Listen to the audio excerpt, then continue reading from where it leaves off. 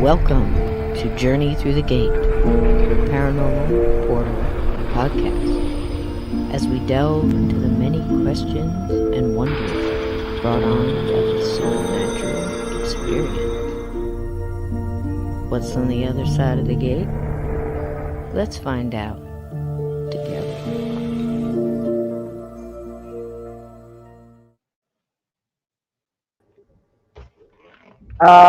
Little fall music there, a little autumn, a little fallen leaves, a little Snoopy, Donnie Cho. How you doing? Hello. Hi. A little Hello, kitten Salvador. report. Hey Salvador, welcome in Glenn, welcome in Blue. It was nice music, right, Blue? I mean, it was a little jazzy, a little bluesy, a little laid back, little. Welcome Worldwide Ghost, welcome. Figured to get you all in the mood for fall and it's post Halloween. It's like, what do you do? Well, you start, thinking about the harvest, I guess, right? I mean, you could get deep on that and start thinking, what did I sow all year? What am I gonna, what's my harvest? You could take that any rabbit hole you want. Usually for me, it's just calling up different relatives and being like, "What are you doing for Thanksgiving?" Yeah, Yeah, yeah. and then making plans, month-long What's plans. what's Thanksgiving like for Donnie Cho? What's your traditions? What's the stuff that you look forward to?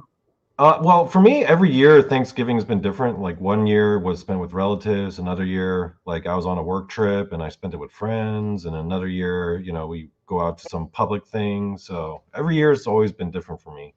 That's kind of cool. Yeah, I Yeah. mean, I could say that. I mean, I have to say the traditional, as far back as I can remember, the traditional Thanksgiving dinner, the big tables with the white linen and different houses, but Hmm. pretty much that kind of thing. I can think of at least, you know, 5, 6 different scenarios that went down. My aunt's house, my mom's table when I was little, Hmm. with my whole family in the haunted farmhouse where the pies got stolen. If you haven't read that story, do you remember that story, Donnie Cho? Yeah. Yeah, I remember that Pies? story very I well. Yeah. can't explain it. I can't explain it. I could just, And the you way I never found describe them again. it, no. You never found them again. The It's pies just funny. disappeared. They Yeah, apported, people. I Pies. poured it out Yeah, of the not out of the keys, not your remote, a full, like out of the oven, 6 literally out of the pies. oven, There may have like been steaming 7. hot on the table, and it just disappeared. And Apported.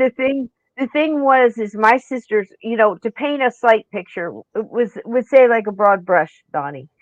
It was Yeah. kind of laid back. We had some fallen leaves. We had some beautiful colors and some, nice Winnie the Pooh fall. It's just so nice to just take a moment and think about the beauty and stuff all around us. I don't know.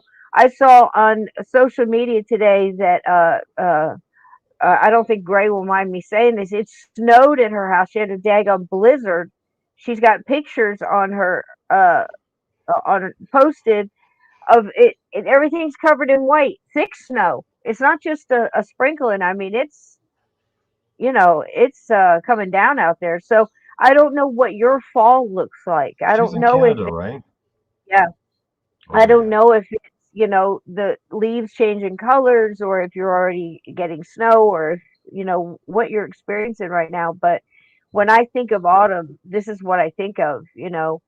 And I guess it's just because I grew up in mostly the East Coast. I had a lot of Alabama, the southern, but Alabama, the seasons are very similar, just a little longer, in the warmer months and stuff. But Yeah, Well, I spent 10 years in Korea, but Korea is on the same latitude line as New Jersey and Pennsylvania, so it gets the exact same weather. So they really. get the same thing, yeah.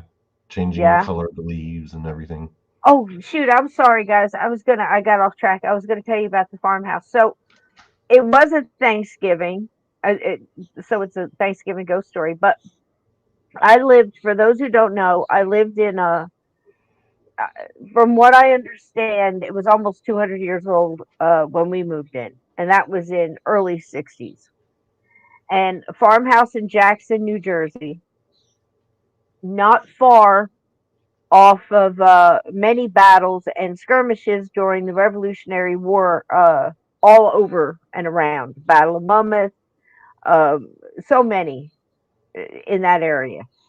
So I've come to believe that it was haunted, at the very least, by one ghost that was a Revolutionary War soldier that it quite possibly was hidden there for whatever reason. Oh, I hear purring. I hear purring. Somebody's here. Got in a basket. Look at that. I'm gonna have to get a kitten cam. I'm thinking about it, so you guys can watch, and the kittens can be on there as a guest too, and you can guys can watch the kittens and stuff because how cute.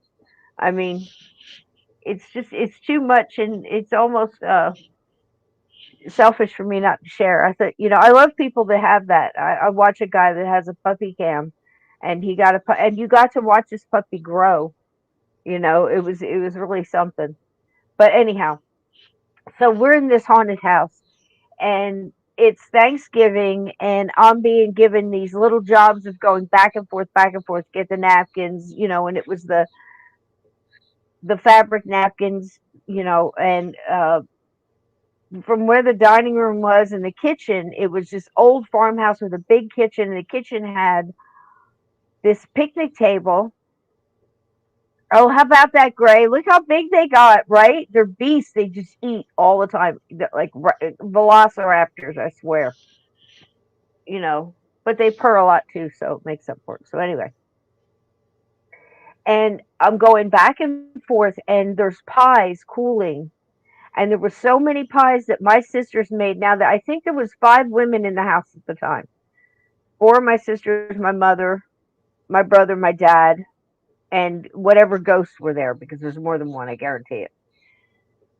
So I'm going back and forth. The pies were there. I remember even taking a nibble off of one of the pecan pies, and running back out, grabbing what I was supposed to get, the silverware, whatever it was, and back and forth. My sister goes in. There's a crash. There's a scream. We go in, and yeah, and Edna, I'm trying. It's still so hard. So everybody goes running in there. The pies are gone. My sister has dropped some kind of casserole dish, and the pies are freaking gone. Just gone, gone, gone, gone, gone. There's grease smear, like when you take out a pan and it's got like the pie pan will have like the, grease on the bottom of it a little bit. That was there. There was telltale signs that pies had been there, but they were no longer there. So they're scrambling around. Everybody's looking everywhere. My sisters are looking out the back door, like somebody came in and took 6 pies right out the back door. There's cornfield right outside the back door. It was like a little garden with tomatoes and stuff, and then there was acres of corn, and it was high. And because it was, November, I mean, this stuff is, and it was horse corn, so it stays longer. So anyway, that was creepy. They're talking about looking in the cornfield. They're talking about, look and see if somebody went out the driveway, the gravel driveway out the other side. Both the screen doors, the doors were open because of the heat of all the ovens going all the time. But the screen doors were latched with those old fashioned latches with the little hook and eye. I mean, that's like virtually impossible to lock from the outside unless you cut the screen. It's so simple, but it's so hard you know, to mess with. You can open it, but it's a lot harder to lock it from the back. I mean, it just doesn't make any sense. So, they went looking around the house everywhere. The thing was, is they made so many pies, they had to borrow pie pans. This was back in the day when you used real pie pans. And they had to borrow from the neighbors to make enough pies because company was coming. So there was every girl made their thing, their cherry pie, the apple lattice pie with the lattice crust, in and out, like, everybody put their all into Thanksgiving, you know, and now they're gone. Poof. So they had to get back down to business. Long story short, they kind of got used to in this house just going to the next thing, fixing it, adapting, overcoming. And that's what they did. They started throwing together some apple cobblers and whatever they could to save the day. And I think they lied to my dad and said something about the oven went funky or something. You know. But anyhow, that's the story. It's much better in the book. If you've read it, you know which one I'm talking about. If you haven't, it's in I We believe Are it's All the first Children. chapter. Yep. There it Yeah. is. Look at the baby. You want to come say hi? You want to come say hi? Come here. Look, it's everybody. Look, it's everybody. The green screen really puts you out. Look how big. Look how big we're getting. Look at this. Look at this face. Look at this face. Can you see it? Oh, you How stick much it bigger out. have they gotten since you got them? I don't know. I haven't gotten them weighed Okay. since I But got them. it's noticeable though, right? Oh my gosh, yeah. Because they're beasts. They eat all the time. Look, Hmm. see, say hi to everybody. Look at Hey. how chill he is. He's so chill. Yep. That's little spirit. And I'll tell you something. If you don't believe me when I tell you, if you go through, hundreds and hundreds of pictures just going by eyes and the energy, and that happened twice when I was looking through. I went by, and those eyes got what got me, and they are gray blue. And I know there's a transition between. Usually, they're blue, and then they start to change into green or whatever color they're going to be. But his eyes are blue gray, like Confederate blue gray. They are so pretty. Yeah, yeah, yeah, yeah. Glenn's asking Yep. if they started clawing the furniture yet. Oh shoot, no. I mean, so you get, what's a couch? you know, Somebody asked me that, and I said, just get rid of the couch. It's the funny thing is with animals, like say with cats. I don't know how many cat owners are out there, but tell me if I'm lying. Different cats with different things. So one of my jobs at PetSmart was somebody had a cat issue. My cat's doing this, my cat's doing that.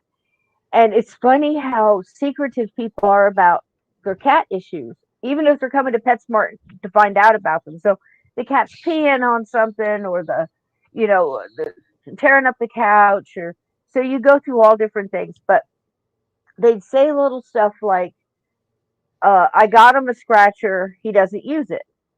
Okay, what kind did you get? You know, uh, where did you put it? Uh, you'll find out, like, they'll try to force the cat on it. Well, once you force a cat on something, they're never going near the thing again. You have to put it in the floor and pretend you don't want them. You either ignore it, or you pretend you don't want them to use it. There's a psychological You got chess to do game going on reverse psychology on when them. when you've So got cats. Yeah, but cats are good enough to reverse you too, Donnie. So you've got to kind of, you yeah, know, Toby just kind of yeah, left. they're like kids. They're like kids. Certain ones are, so, and they like different kinds of scratchy. So, like, they might not like the up and down sisal one. Are they leaning on your couch? Are they stretching those front legs? Are they doing it up? Then get them something that's sturdy where they can scratch up. They're not going to go for something that's flat. Whereas other ones will go for those corrugated cardboard. Craziest thing I ever saw. When those things first came out, I thought they were harebrained nuts. But You I know, stand corrected. Those things are absolutely amazing. Cats love them, and they'll save your furniture left and right. But please don't claw cats. I mean, that's so unnatural and it's so horrible. And I could make you cry if I wanted to, but I don't want to. Just take Cisco's word for it. Do not declaw your cats, man. That is just, forego the and furniture. Be a my friend, my brother's got a $20,000 couch. And one day I was like, "Why the hell do you have a $20,000 couch when Probably doesn't need a cat. you're just gonna be farting on it?"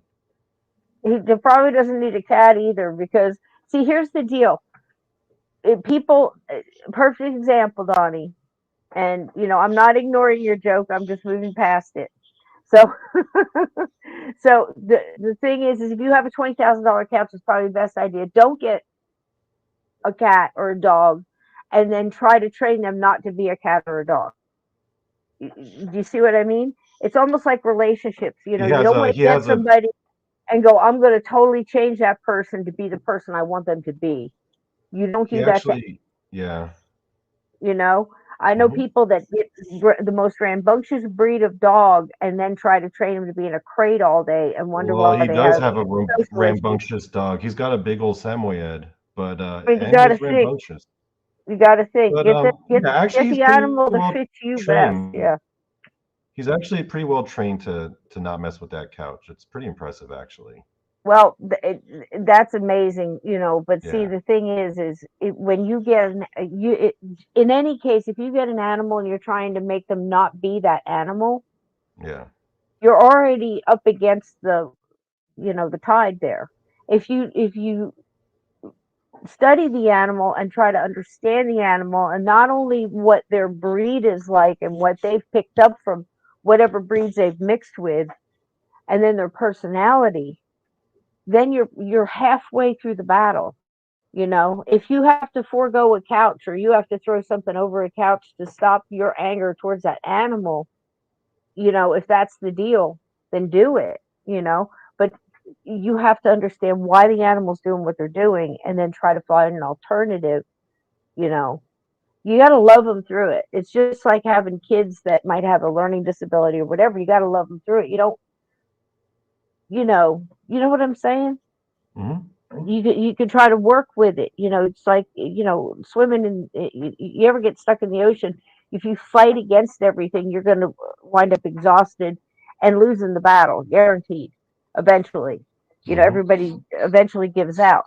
But if you find out what way the tide's going and which way the flow is going, and you kind of ride with it a little bit, like riding a horse, the battle might be a little smoother. You understand what I'm saying?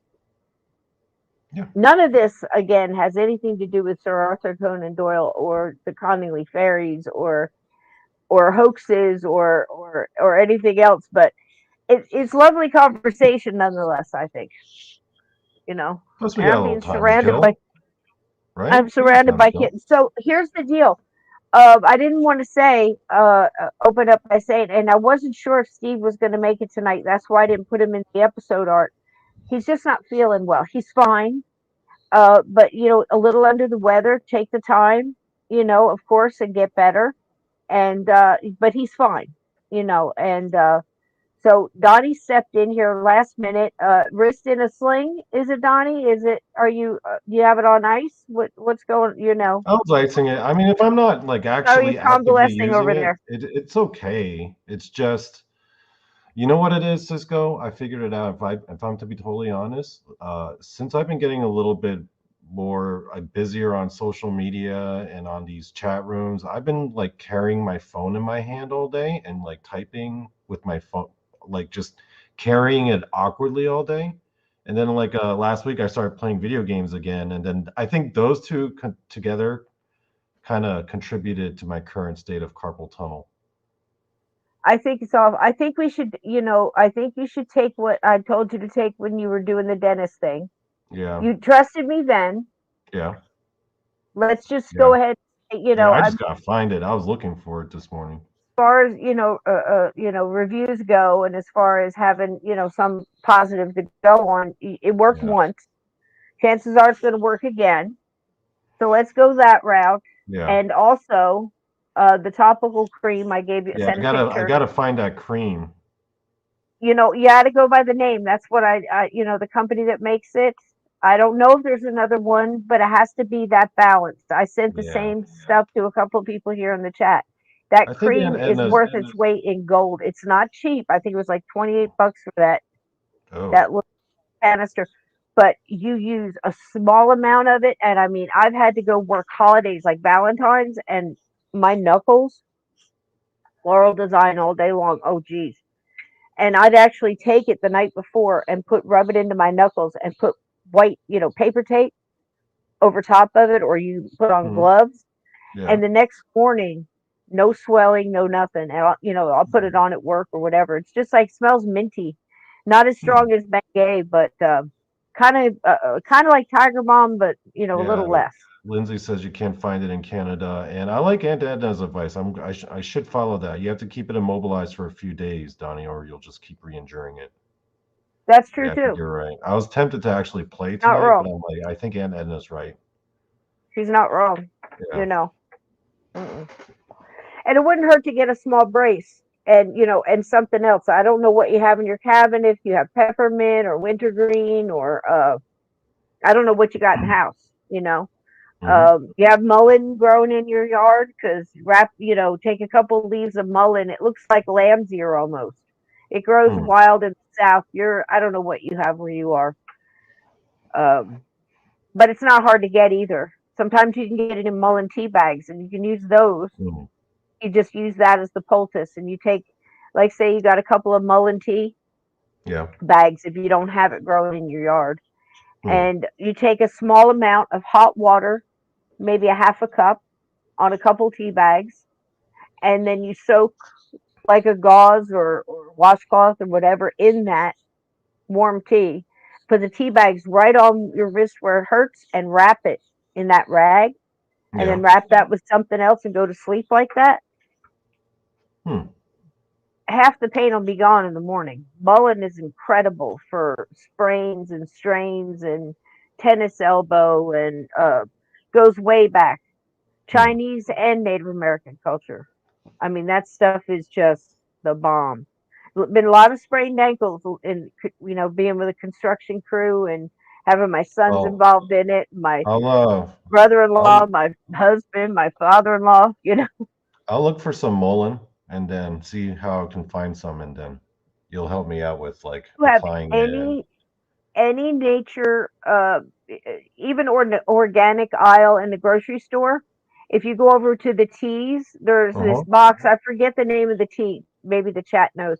It's a white box. And it's mostly like cobalt blue letters, Hmm. and it's herbal teas. And they have a straight up mullein tea, because it's also good for your Hmm. lungs if you've had a cold, or you can drink it for that. And you know, I'm gonna have to look into that tomorrow. As a matter of fact, I'm gonna have to make a trip to the grocery store. yep. And Mullein this is the tea. way to get it. And use a Huh. couple tea bags, and then you soak the rag in it. You get the best of both worlds. You put those tea bags right on it, Yeah. soak the gauze or old t-shirt, Oh, whatever. you make the tea with the tea bag, and then you take out the Right. tea and you put it in a gauze. Oh, okay. Soak the Huh. gauze in the juice, okay? In the Okay. hot tea. Soak it. Then put the tea bags right on your wrist, full full, both Hmm. sides. Then wrap the gauze that's been soaked in the tea around your wrist. Hmm. Then put something over that and go to sleep like that. It's not too tight. You can go to sleep like that. It's not an Hmm. ace bandage. Hmm. Overnight, it's incredible. And the hot at first, as hot as you can stand it at first. Don't burn yourself, because Hmm. then you'll have a secondary problem, right, chat? So, listen, I asked you to come in here tonight on this. I don't know what you know. Now, this is the way I did this. Steve knows a lot about this. He's big on Sir Arthur Conan Doyle, and how Doyle wrote and made up the wonderful character Sherlock Holmes, and all the great stories of Sherlock Holmes. And the first time he brought out Sherlock Holmes was in magazines that were very popular in the day. We're talking like early 1900s, Hmm. all this going on. In 1920, he wrote one about some fairies, and a uh, a case he had heard about two little girls who had gotten some pictures of some fairies, and it's been known as the Coddington fairies. I think I'm saying that. I'm probably saying it wrong, but they'll say it in the videos and stuff that I've got here. But anyway, no disrespect meant. I'm just terrible at pronunciation on this stuff. But the interesting thing to me, Donnie, was this.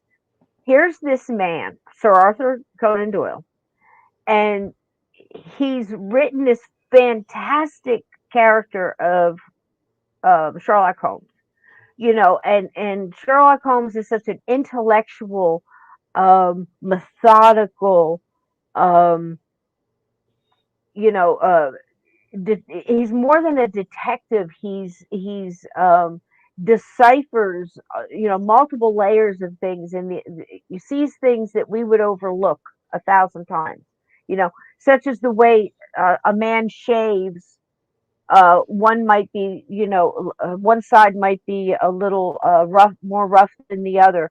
So we can tell that this is the side that the light comes in on, and where he was standing when he did it. Just the different things that we're all familiar with Sherlock Holmes in the way he would deduce, rip apart a suspect or a story, or the way something happened, the way a crime just broke down.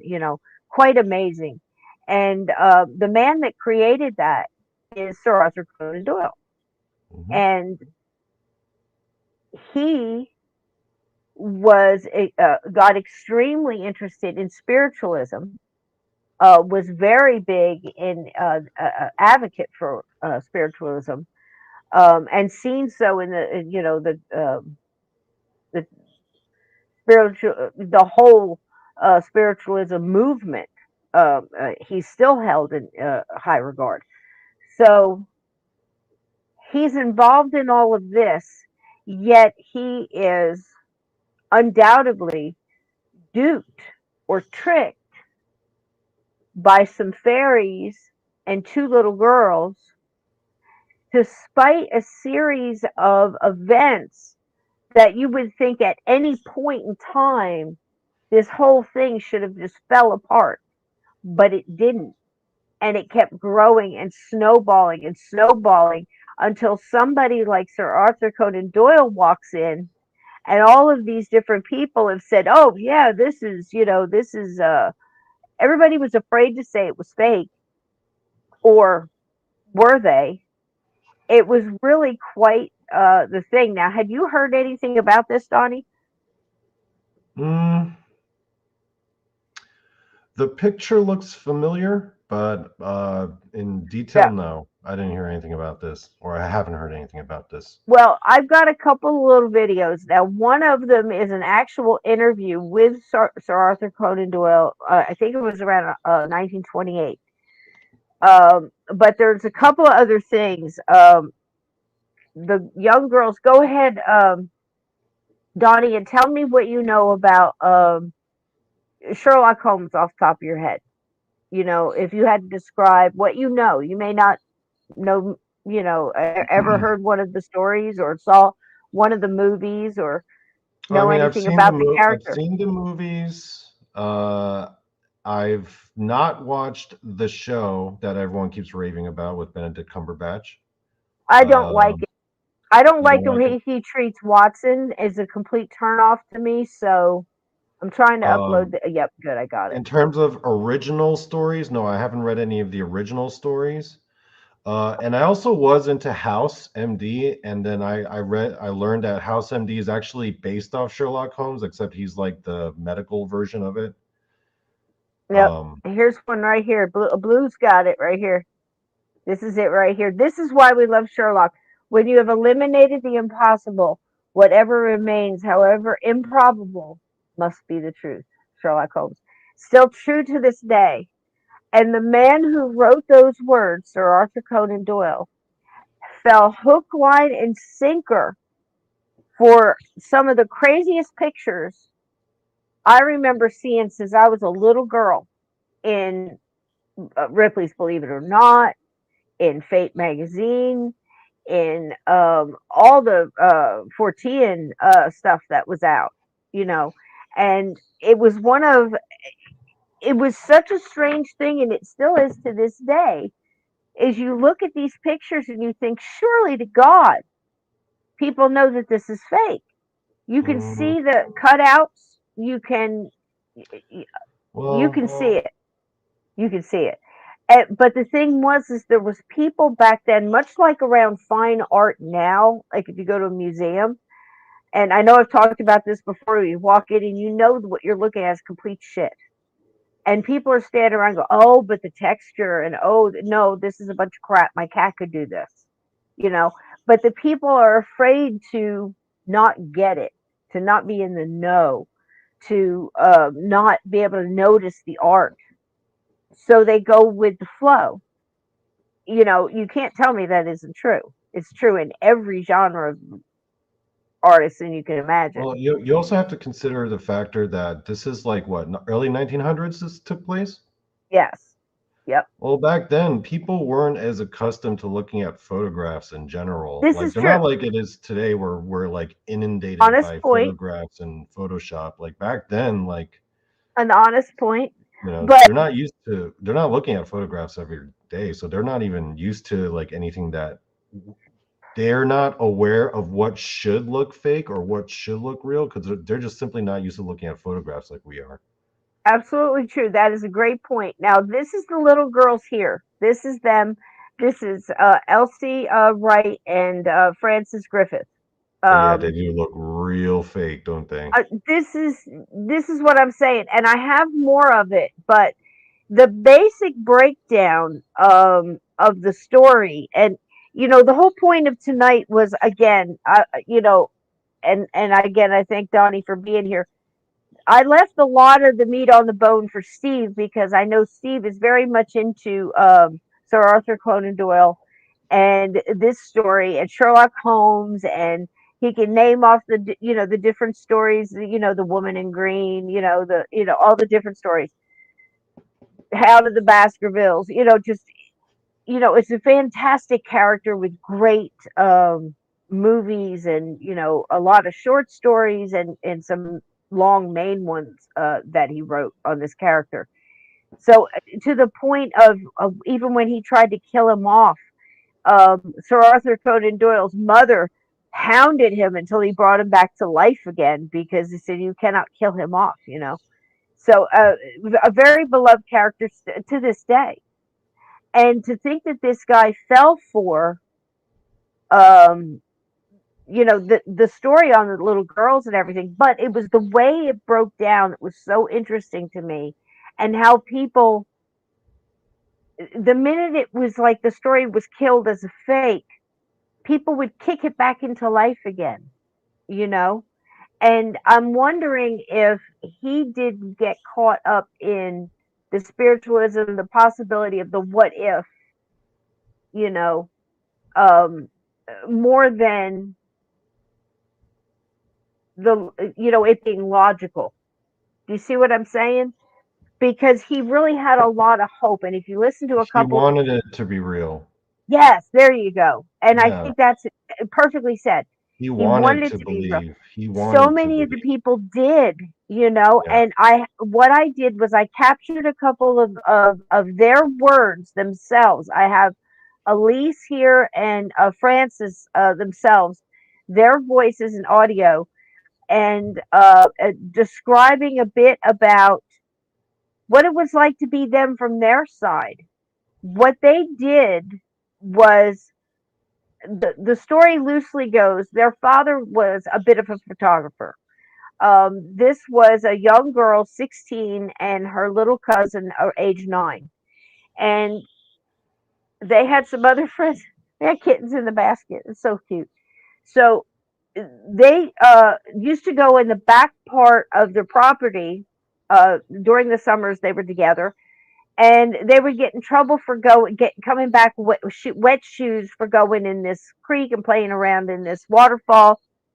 And somehow the story got made up. Well, what are you doing going there? Well, we're playing with the fairies. So one girl was a bit of an artist, liked to color and do drawings and things like this, the older one. And they coerced her father out of a camera and said, we'll prove it to you, we'll prove it to you. They took these pictures, they did their thing, and when the glass plates came up, the negatives, in other words, it looked like there was fairies there. The father immediately scoffed at this and said, "Oh, you're trying to trick me here. I can see the cutout. What's these bits of paper here?" And knew his daughter was a bit of a trickster and kind of poo-pooed the whole thing as more of a joke than something a lie and a punishment thing. It was more blown off as a family joke and yada yada. So the girls kept it up and were writing to other cousins abroad and mentioning the fairies and this and that and everything else. Meanwhile, they did more pictures, and these pictures, when sent copies sent to the families joking about the fairies, got into the hands of some people who were taking it very seriously. And it was some renowned names of the day that started to see these pictures showing up in seminars and lectures in colleges and on the paranormal and the supernatural and spirits and sprites and gnomes and things like this. And it started to spread like wildfire. Meanwhile, these girls are going on about their day, right? They don't realize the pictures that they've sent out are getting into the hands of these professors and these people that are studying and trying to prove that fairies exist. So, hi, little buddy. Spirit, come here and say hi. Here comes Spirit. Look, he's kicking on my leg. Look at him, look at him, look at him. They're so chill, man. I'm telling you. Does anybody here know anything about the ragdoll cats? I swear that he's got ragdoll in him. He's just so kind of slothy, and then you put him down, and he's all animal. He's a complete. You're an animal. You're an animal. Mwah. You're so cute. Love you, love you. Put me in the basket. Go ahead. Chill out, man. It's cool. All right. So, do you see where I'm going with this, Donnie? This Yep. is snowballing and it's spreading, and think of the times, like you were saying last night about the newspapers and the way Hmm. word spread. Same here. I thought to myself what you said last night, like it was the first serial killer that went viral was the Jack the Ripper, and Hmm. well, this was to me almost like that, but in the supernatural realm. People Yeah. were talking about the possibilities of fairies being the little people, and it really blew up. So while all this is happening, Sir Arthur Conan Doyle Mm. goes to one of these lectures and hears this and sees these pictures, and he's got people that are renowned for their knowledge in this subject that are saying that these pictures, it's possible they're real. And he, of course, wants to get some provenance on it. He wants to get the background on these pictures. Well, what's going on? So he sends this dude. Let me see if I can pull it up here. I've got this in the right. Yep, this is him. What was his name again? Okay, Edward. Oh, what does that say there? I can't see it under the writing. Gardner. Okay, he sends this guy. Now, this guy is a photographer by trade Mm. and a friend of Sir Arthur Conan Doyle. Mm. So he sends him to where the little girls in this glen or whatever on their, in their yard that's got the waterfall and the whole thing. He says, go peep it out, check it out, see what's going on. Tell me if you see any fairies. Report back to me. So he does just that. And Yeah. he goes and he sees copies of these pictures, Donnie. Hmm. And he's like, you know, I'm afraid to say what I really think. He was very hesitant because He's the a handsome people guy. that I'm looking at his picture right now. I'm like, oh, Gabe's a yeah, photographer, so he had some yeah, time to work on that good photo there. So yeah. he basically, I know this is the most shady, jerky around explanation you've ever had of this story, but again, remember, I would left a lot of meat on the bone here for Steve, and he was the one that knows a lot more in depth on this stuff, Hmm. you know. So I'm just trying to fill in as best Oh, I can. can I just address something that Sure, people have been talking sure, about? sure. What's up? People were talking Hey, about Sarah. how, Welcome, welcome. uh, these pictures look obviously fake, and so to disprove them, you wouldn't expect it to be very difficult. But then Yeah, yeah. people are like defending the existence of the Fae theory, So true.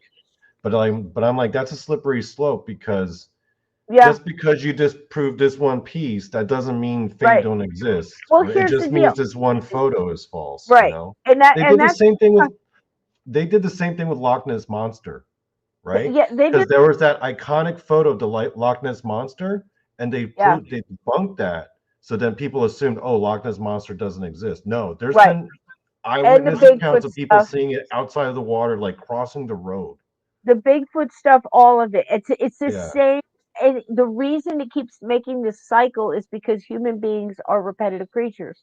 We, don't want to believe. We want to disprove any evidence we see, and we want to believe it at the same time. And then we have different degrees of that, from extremely skeptic to I believe anything I see, and yeah. everything in between. That's just the way we handle this stuff. It's human nature, you know. But that was the thing. This is the heart of what I'm getting at here. If you're looking at the mind of Sir Arthur Conan Doyle, and I'm going to let you hear in his own words, because I have a snippet of an interview that he did in his own words, unbelievable old footage. But the thing is I'm getting inside of that mind who wrote the things he wrote and created that character. How would he be hoodwinked into this? And this is the start of it right here with this man, Edwin Gardner. In my humble opinion, this guy goes and he's kind of like that guy that goes to the Louvre museum for the first time and is standing here looking at a Picasso, and everybody's going nuts about it. He's going, "This is shite." You see what I'm saying? But he's afraid to say anything because he wants the approval of the people that he's with, or he's trying to impress, or he doesn't want to look like the dumbass who doesn't get it. So he's like, "Yeah, okay, yeah, I see it now, and yeah, Yeah. okay, what's next?" And moves on.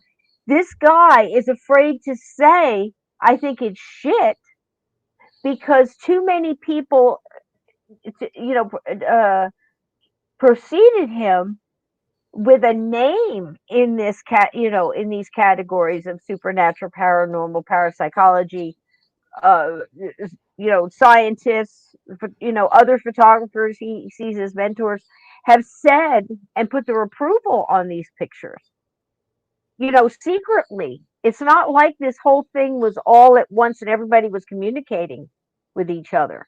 They're doing this in their own little sectors of, their square footage of real estate, wherever the hell they are at the time, whatever little hive they're in, whatever university or lab or, lecture hall or TED talk or whatever the hell there is they're doing, right? So you bring human nature into this, you can kind of sort of see how this went down, right? So Hmm. this guy, Edward Gardner, goes and he talks to the father of the one girl, the 16-year-old, and uncle of the other. Oh, yeah, yeah, yeah. They were taking pictures. Yeah, believe that nonsense, whatever. But the girls were so adamant. Okay. So they pull the old adult tricky, thing, and they go in and they take the girls out. And while they go out, this guy brings in a horde of, inspectors and, CSI little group, whatever that he's gotten together and hired for the day to go in there and search those girls' rooms, search the garden house, search the barn, whatever the hell else they had on the property, you know, to try to find evidence that these girls have cut and pasted in the old meaning of the term, these fairies, and created this hoax out of a coloring book or something. Now again, what was available back then? What were coloring books? Were there storybooks with illustrations? What was available? Were these rich girls? Were they girls of means that were going to be able to get books that had illustrations such as this?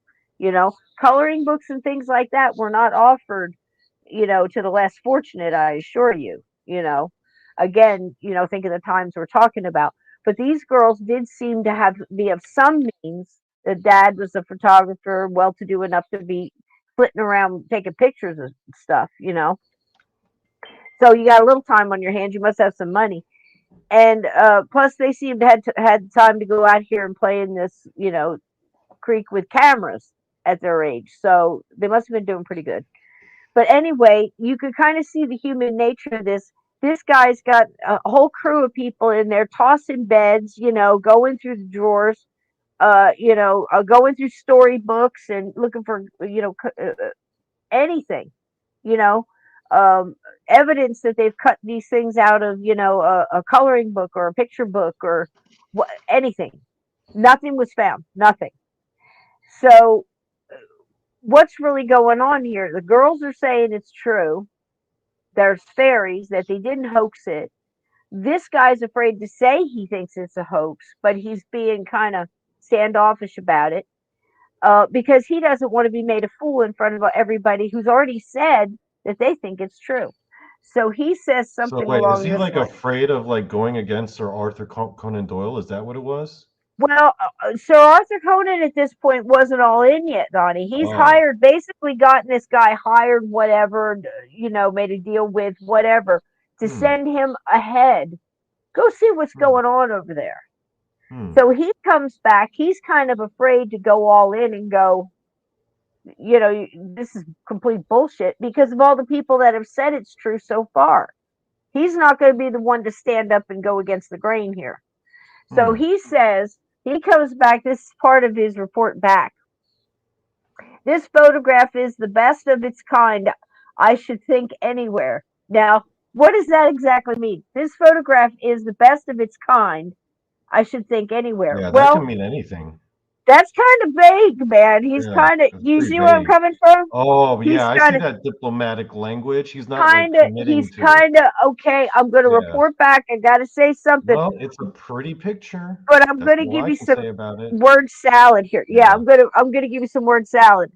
yeah. I am keenly interested in this side of our wonderful world of life. This is like complete and total politician That's here. like he's This, saying, I'm this interested in the topic of fairies in he general. should run for the Senate at this point. Yeah, I mean, yeah. it's funny. He spends like I don't know how long, a week down there with these kids, and I don't mean that in a bad way. I'm just, he's down there. He's talking to the dad. He's, Yeah. he's visiting the waterfall. They're tossing the kids' rooms, looking for, paste and cutouts and shit. You could just tell They're this spending guy in time. the back of his mind. He's like, "Yo, this photo's fake as hell." Mhm. I mean, they spent time, and this is what he sends back. This is his report back. So again, this photograph is the best of its kind, I should think, anywhere. What Yeah, kind? What are you the saying? fake kind. Oh, this is the The best best, fake photograph the best ever. fake I've ever seen, the Yeah. best supernatural, paranormal evidence This kind. girl is really good at Is cardboard it the cutouts. best shite I've ever seen? The best What is picture of he? a What is he cardboard saying? Very cutout I've ever diplomatic, and seen. yeah, no joke. I am keenly interested in this side of our wonderful world life, and I'm urging a better understanding of nature, spirits, and fairies. No, what? There you go. Actually, Cisco, pay close attention. I am keenly interested in this side, Hmm. the normal side of our wonderful world life. He's not even Yeah, saying I he's mean, interested in fairies. He's just right, like, right. I'm interested in this Yep, side, yep, reality, yep. and I'm urging more understanding of fairies, like in Right. general. Like people should figure out like what are people Yeah. so fairies about? It's very clever writing, Yeah, and I've seen this many times. Is yeah. like people trying to dance around a question. That You guy could should you go into could get public many relations. flavors of this kind of speech. You can get it in multiple politicians. You can get Yeah, it in multiple characters. Think too. that's You get it PR in speak.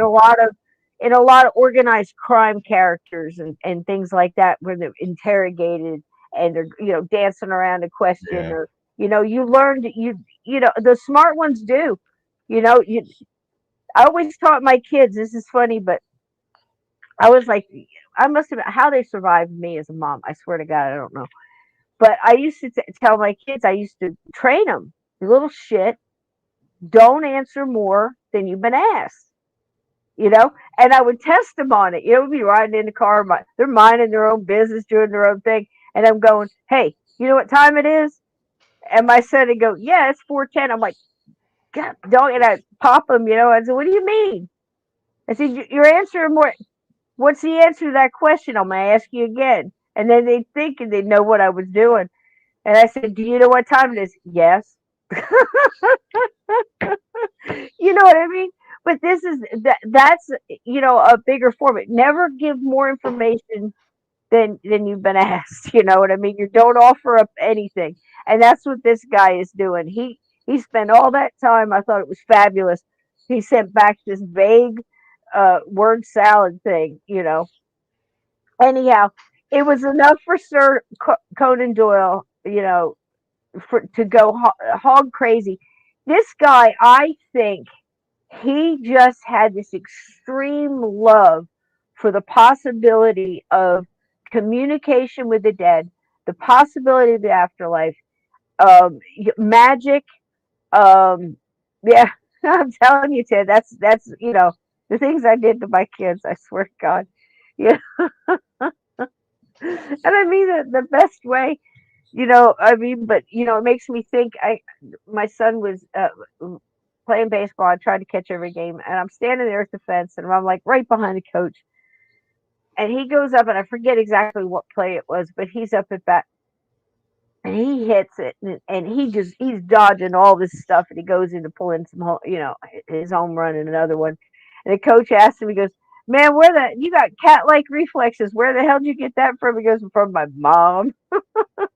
And he didn't mean DNA. He meant I'd like throw things at him and he'd be able to dodge it stuff. He was like a ninja by the time he was 9.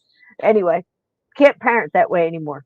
Don't do as I do. Don't do as I do. That's not parenting advice. They don't have good reflexes by the time they're 10. You're doing something wrong, you know? Because I'll tell you what, we used to, every time my mom, if she flung her hand real quick, everybody just ducked, you know? If you, but that was love. You know, that's when you knew your family was your family was loved. Anyway, so anyway, this was all enough for Doyle, right? He jumps on the whole story and goes all in because he absolutely wanted this to be true, like Donnie says, wanted it to be true. That he writes his whole story around it, not specifically just the little girls and the fairies and everything else, right? Yeah. uh, he writes this whole thing on fairies in the Christmas edition of this magazine, The Strand, and in 1920, and it goes completely, as Donnie would put it, viral for back in the day, and it started to get a little crazy once people saw the pictures, and as you guys brought up, and Donnie did too, about you see the pictures, you can see that they're not right.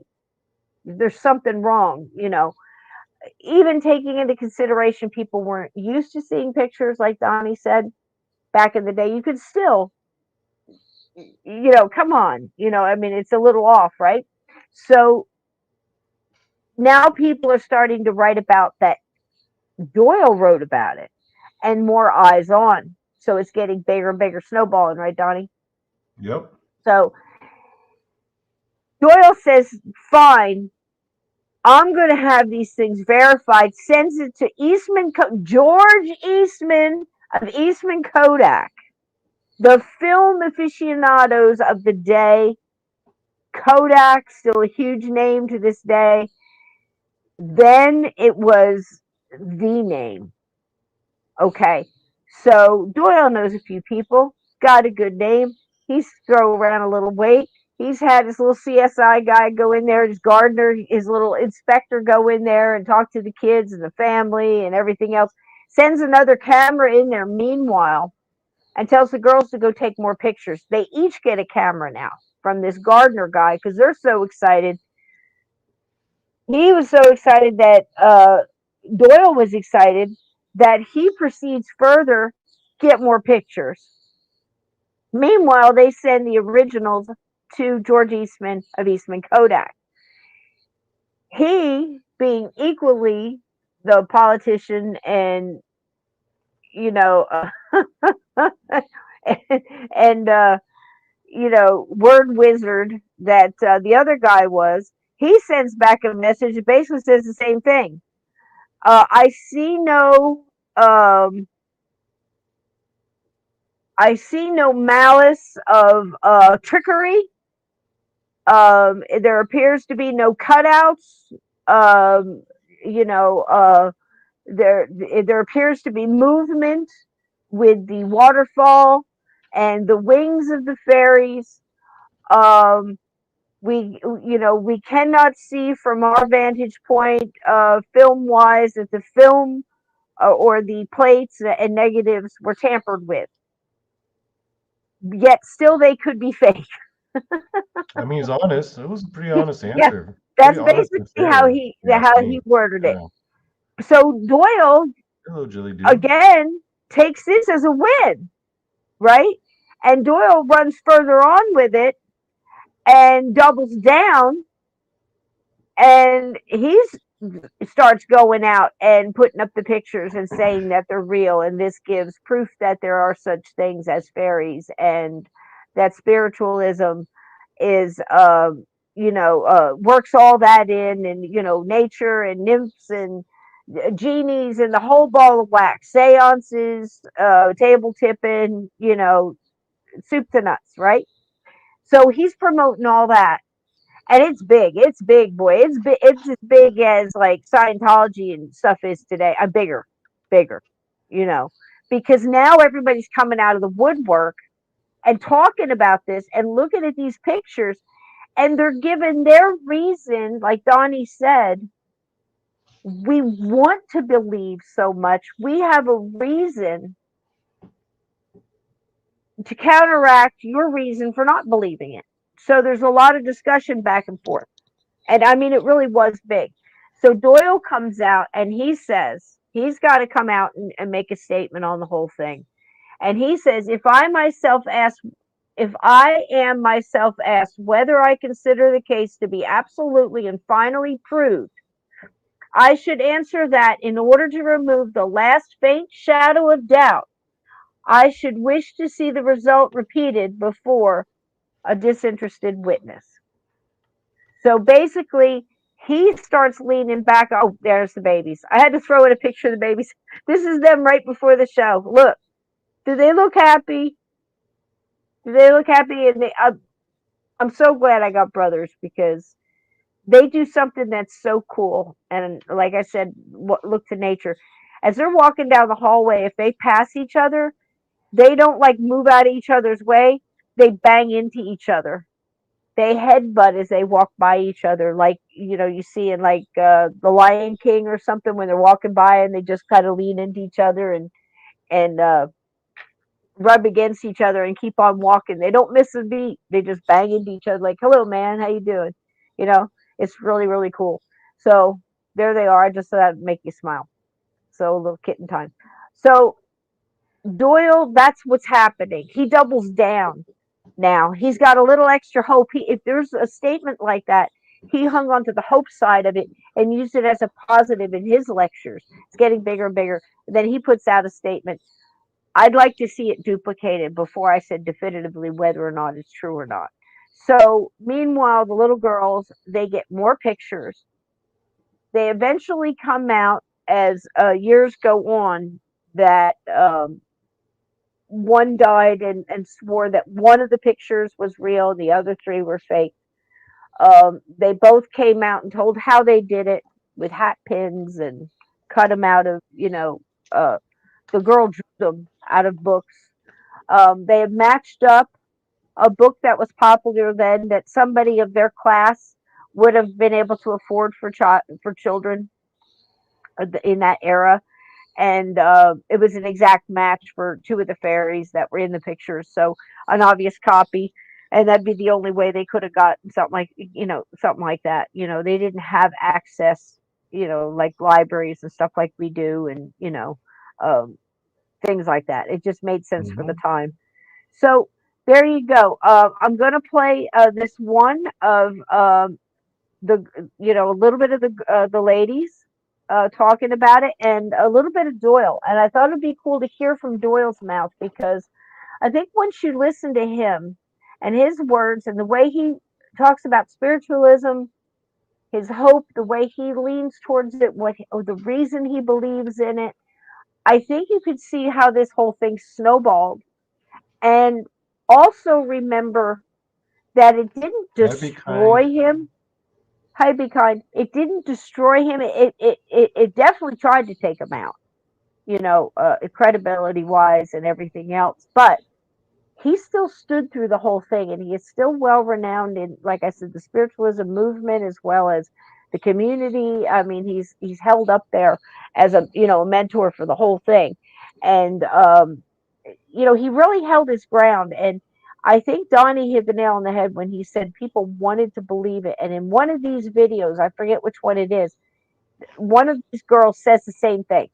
They wanted to believe it, that no matter what we said, they'd come up with a reason that we were wrong, why they didn't speak up sooner. It was also one of these stories of not cry wolf, but it was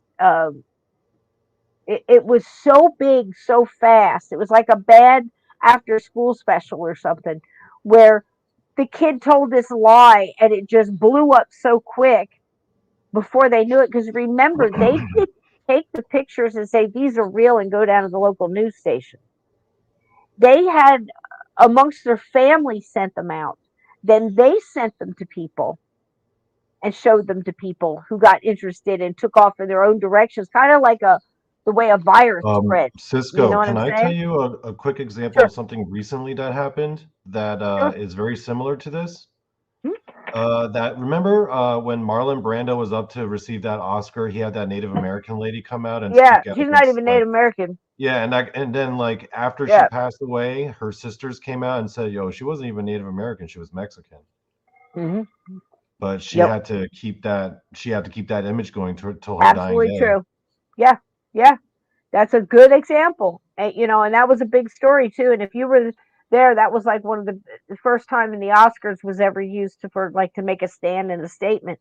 And it was really frowned upon in a lot of ways, even though it was a really good cause of how Native Americans are treated in movies. And everything had to be done like that. Animals, they didn't always have that thing at the end of movies that said no animals were hurt during this production of this film. That was something that came up since in my lifetime, because there was a lot of animals being hurt. And Yeah. the kids laws, because kids were being taken advantage of and not getting paid and getting overworked and God knows what else. you know uh so all of those, yeah. So that's always gets under my curl, because usually laws like that, for a law like that to have happened, so many of would have had to suffer to get to the point where they had to make a law, like safety in a factory, because so many factories burned up, so many sewing factories, and women got trapped in there because they were overworked and you know not safe, and safe, even seatbelts. Think about it. So, and those stupid tags they have to put on hair dryers because some idiot is trying to dry their hair in the shower and finding out that's not a good way to style your hair. You know what I mean? If somebody had to take it, for them to spend the expense and the time just to put that extra tag on there. You think the ink, the time, the machine, the whole thing, the design. They're not going to do that for nothing. Somebody got sued, you know. Yeah. Yeah. Well, you didn't. It doesn't say not to take it into the shower. Okay. That's why they got I those warning. That's why they got those warning signs on those McDonald's coffee cups saying "caution, contents are hot." Because some idiot Yep, was like, gave million themselves bucks. third-degree burns, spilling coffee on But themselves. yep, they probably didn't walk away with that after lawyers and court costs Yeah. and everything else. But they got something, you know, because the court's a nightmare trying to get anything. It better be worth it. It better be a big freaking piece of cheese at the end of that Yeah. labyrinth. Go through the court shit that you got to go through, and the paperwork. It's almost not worth the battle. It better be a good battle. And then you go through it and you're just head down and but just to sue somebody over some coffee that got, I don't know. That's a lot. I've seen people, I've been on the retail end of that. I saw this one lady for 3 years because she walked out our front door and tripped over a piece of the sidewalk that wasn't maintained by the landlord because the sidewalk was not in the jurisdiction of the store. But that right there, between the landlord and the corporation, that right there was a year and a half. And then they started talking about whether or not she was going to get something for her ankle. But the doctors and the paperwork, and I'm like, lady, by the time you peel off all this shit, you're gonna you'll be lucky to get your gas back from driving back and forth to the lawyer and the doctor. But that's how it comes out. The only people that make out in those things is the lawyers and the sometimes the medical people. Let's see. Glenn Dennison said people wanted some fantasy. They had just been through a war. True. Well, I think it was still going on at the time. That killed millions, and the worst epidemic in history that killed tens of millions. Uh huh. I think Uh huh. actually, I think that It's true. epidemic was still going on at that time too. Because you said True. This is true 1918, this though. shit He just makes a went very down. good point. He makes a good point because I mean, it was still going on. I think. yeah, yeah, and yeah, 1920 was when he came out in the magazine. But this went on a while. Okay, okay. What Never I'm mind. saying, it went on a while. I mean, I want to say I'm not even hesitant to say decades that this went on, and it was one of those things. Like I said, it would go out, they would kick back into play. It would go out, and it would kick back into play because it depends on who had it, who was promoting it as, and what were they promoting it for? Were Mhm. they promoting it to, have you look out for, as a, don't let this happen to you kind of thing? Like, okay, this is a Mhm. hoax. Don't fall for this. This is what Photoshop looks like. Look at how long those spiritual photographs of the ladies with the gauze coming out of their nose, trumpets floating around and, tambourines and shit in the air. I mean, all of those photographs lasted for decades, you know, and some because they were trying to prove, okay, this is a hoax and this is what it looks like when they're trying to perpetrate a hoax on you and trying to tell you that all mediums are this and all ghosts are fake and all photographs are fake and the fairies don't exist, nothing exists, it's all plain blah black and white, go to work and pay your taxes, shut up. That's basically what they're saying. So and then there's the other end that's going, oh, but look, all of these pictures can't be fake. All of these mediums can't be fake. All of these ghost stories can't be made up and lies. All of these witnesses can't be, lying and not telling the truth. They believed what they saw, you know. And then you got the people in the middle, that say, okay, they all believe what they saw, but they're mistaken because they're actually hypnotized by aliens or the universe or each other or the medium in the room is got mass hypnosis going on or ghosts or demons or what.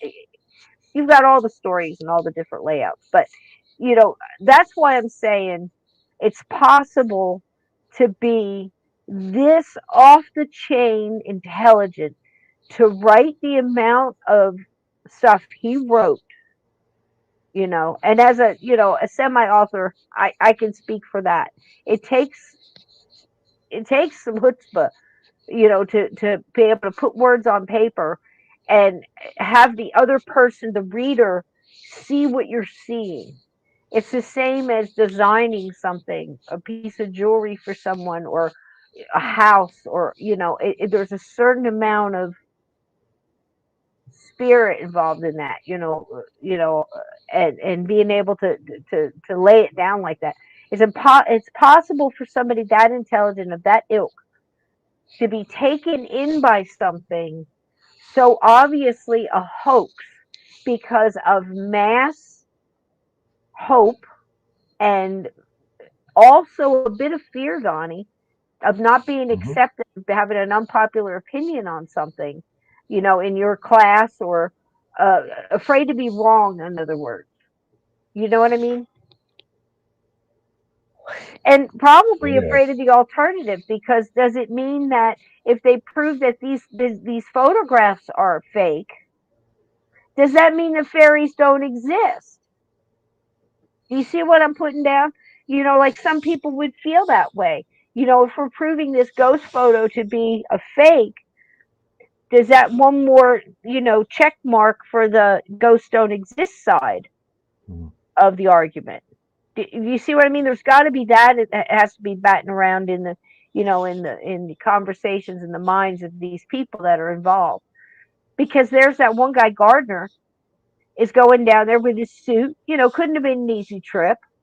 Okay, he's getting a little money, but those buckboards are a rough ride. He's going out there. He's on a mission. He's got him a little group, little secret group, going in there looking through the bedrooms of these girls, and and any place else they could play house, whatever. They were serious about this. Hmm. Then gave them cameras. Also, no small task, by the way. Cameras weren't, popcorn back then, and gave these two young girls cameras, and they come up with more pictures, more pictures, and they take and run with those, and then the same people go over those and see, and then you've got the looky loos and the people who are going to go there and camp out looking for fairies. Now you got the whole Amityville thing, where they're out there tramping around in the waterfall looking for fairies, and then you've got the witnesses coming up that say they saw them. This is all added to this. You guys tracking what? You guys are tracking me, right? You're picking Mhm. up what I'm putting down. This whole thing just went, whoosh, and here's these two little girls going, uh, uh, uh. They didn't know what to say. So here they are in their own voices. If you guys are ready for this, actually, I'm going to give you Doyle first. I want to get you a bit of this man's mind in his own words, so you can kind of give this guy a break on, I guess, judging him, because I can see where he would kind of get caught up too. If that makes sense, because I think we've all done that. I think at this point we've all picked a side. We fuck it. I'm going to go ahead and believe that picture. I'm going to believe that video because I want to at this point. Looking at that gives me something, whether it's it's an ooh or an ah or oh my god or a what or whatever those things may be, that keeps us in this going, wow, look at that, imagine, it's probably fake, but oh, but what if, you know we're still there, but we're more tend to err on the side of a healthy skepticism, but we'll go with the give them the reasonable doubt because we don't know. We weren't there. And we've seen enough with our own eyes and our own minds over our time that's put us in that position where we're not disbelievers anymore. We're more like we've seen more evidence for it than against it. And it all can't be fake. And I think that's kind of where Mr. Doyle was. So let's let him tell it, Donnie, if you're ready. All right. There he is.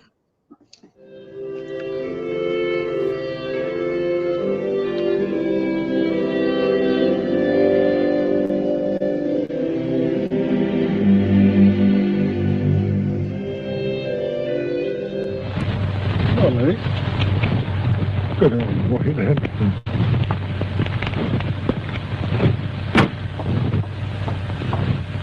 Let's see now, I've got to speak one or two words, and just to try my voice, I understand. There are two things that people always want to ask me. Well, one of them is how I ever came to write the Sherlock Holmes stories, and the other is about how I came to have psychic experiences and to take so much interest in that question. Well, first of all, about the Sherlock Holmes stories, they came about in this way. I was quite a young doctor at the time. I had, of course, a scientific training, and I used occasionally to read detective stories, It always annoyed me how in the old-fashioned detective story, the detective always seemed to get at his results either by some sort of lucky chance or a fluke, or else it was quite unexplained how he got there. He got there, but he never gave an explanation how. Well, that didn't seem to me quite playing the game. It seemed to me that he's bound to give his reasons why he came to his conclusions. Well, once I began to think about this, I began to think of turning scientific methods, as it were, onto the work of detection. And I used, as a student, to have an old professor, his name was Bell, who was extraordinarily quick at deductive work. He would look at the patient, he would hardly allow the patient to open his mouth, but he would make his diagnosis of the disease, and also very often of the patient's nationality and occupation and other points, entirely by his power of observation. So naturally I thought to myself, well, if a scientific man like Bell was to come into the detective business, he wouldn't do these things by chance. He'd get the thing by building it up scientifically. So, having once conceived that line of thought, you can well imagine that I had, as it were, a new idea of the detective, and one which it interested me to work out. I thought of 100 little dodges, as you may say, 100 little touches by which he could build up his conclusions, and then I began to write stories on those lines. At first, I think they attracted very little attention, but after time, when I began the short adventures, one after the other, coming out month after month in the Strand magazine, people began to recognize that it was different to the old detective, that there was something there which was new. They began to buy the magazine, and it prospered, and so I may say did I. We both came along together, and from that time Sherlock Holmes fairly took root. I've written a good deal more about him than I ever intended to do, but my hand has been rather forced by kind friends who continually wanted to know more, and so it is that this monstrous growth has come out of what was really a comparatively small seed. But the curious thing is how many people around the world who are perfectly convinced that he is a living human being. I get letters addressed to him, and I get letters asking for his autograph, get letters addressed to his rather stupid friend, Watson. I've even had ladies writing to say that they'd be very glad to act as his housekeeper. One of them, when she heard that he had turned to the occupation of keeping bees, wrote saying that she was an expert at segregating the queen, whatever that may mean, and that she was evidently predestined to be the housekeeper of Sherlock Holmes. I don't know if there's anything more I could say with advantage about him.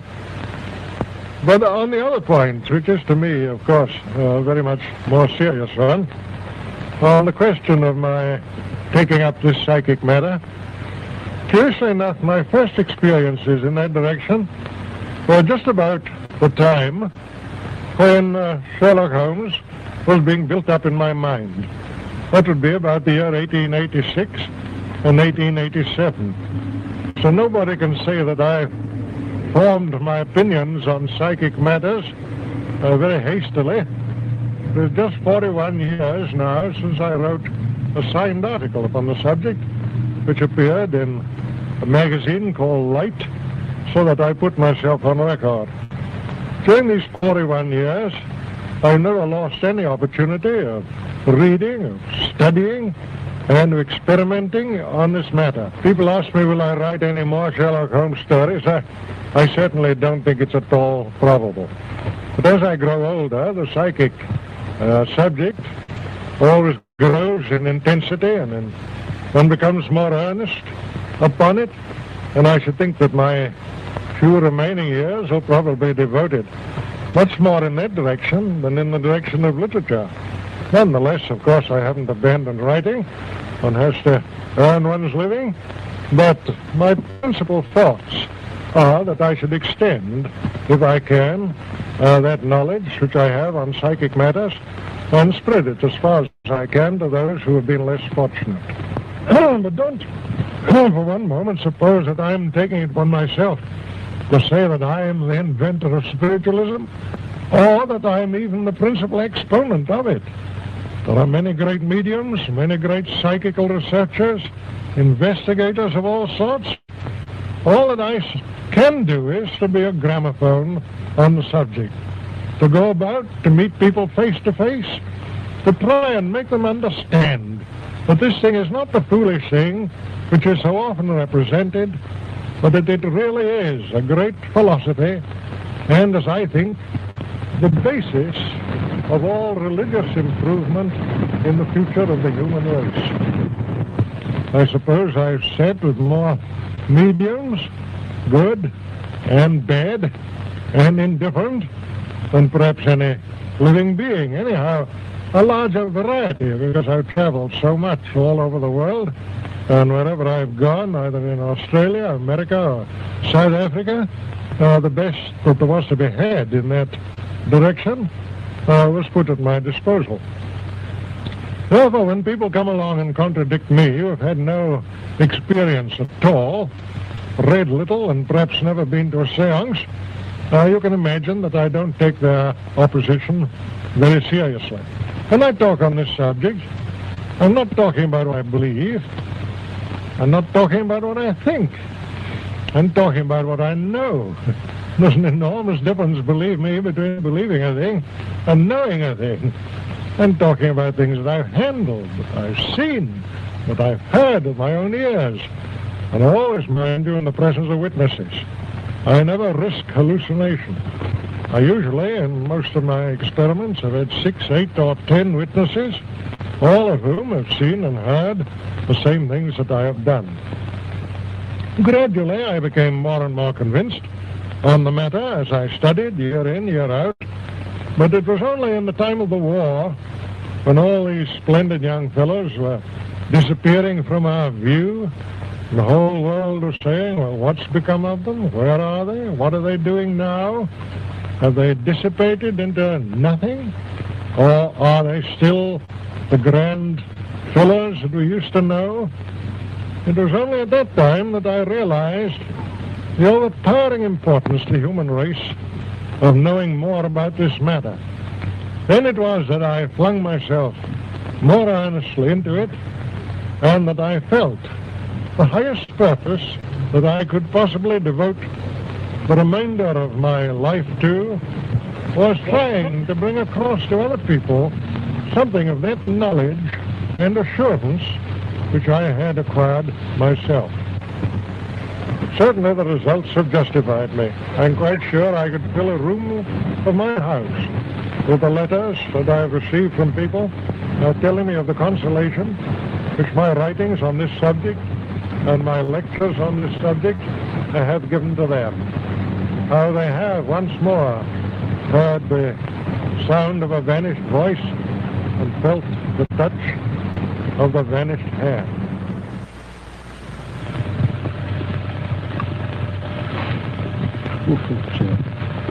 Well, goodbye. Come along. Okay.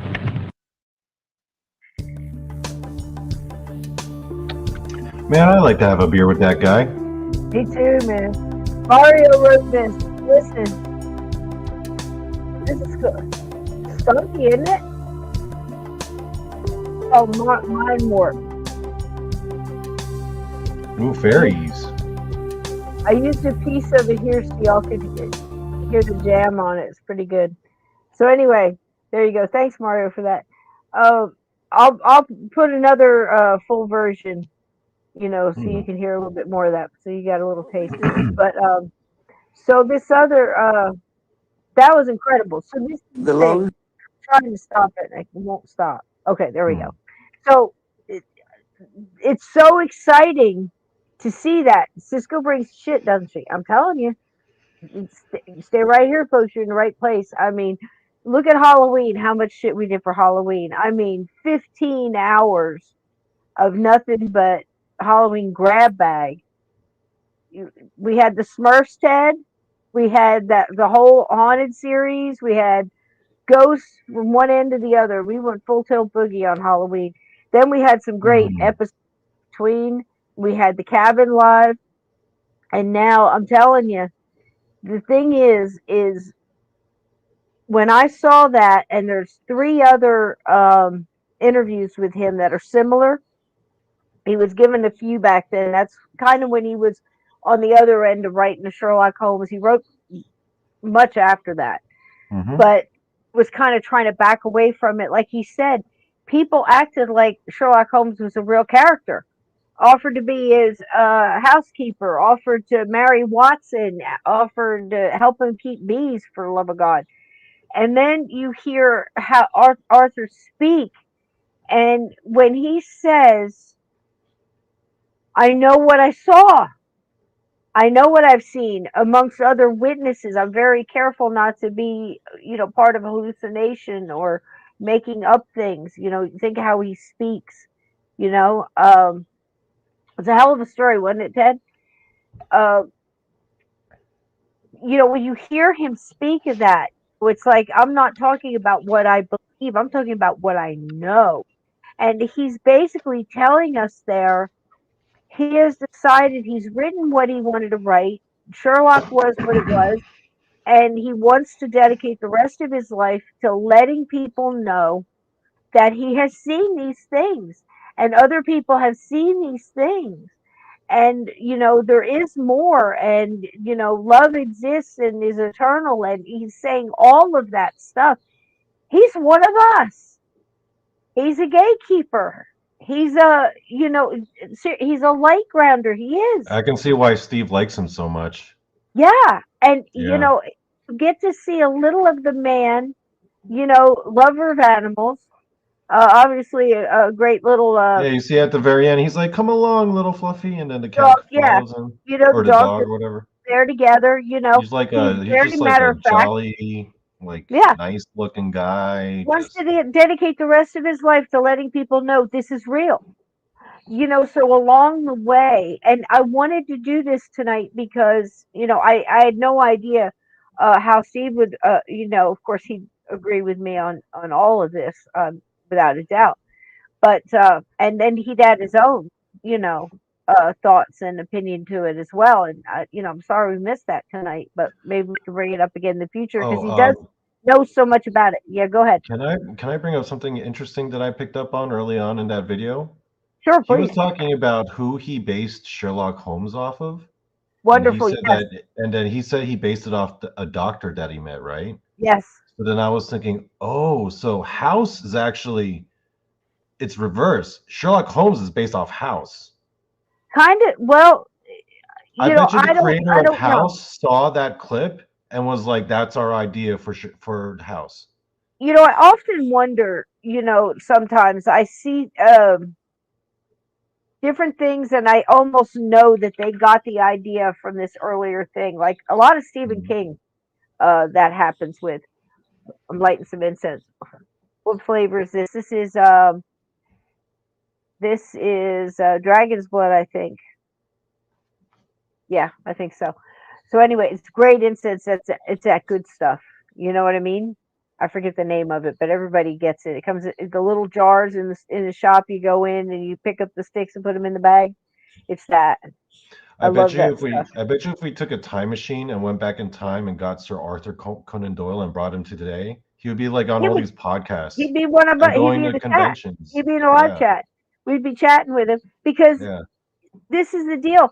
And that's why I wanted to do this tonight. Like I said, not only because I actually base this on Steve, because when I having a Monday Madness, I often try to think what's Steve into. Like I want to do an episode one night with him on just a Fedra, and it's so interesting. The old paper, he taught me that word, and it's somebody collects old paper and art and advertisements and uh, Hmm. catalogs, just all of that stuff.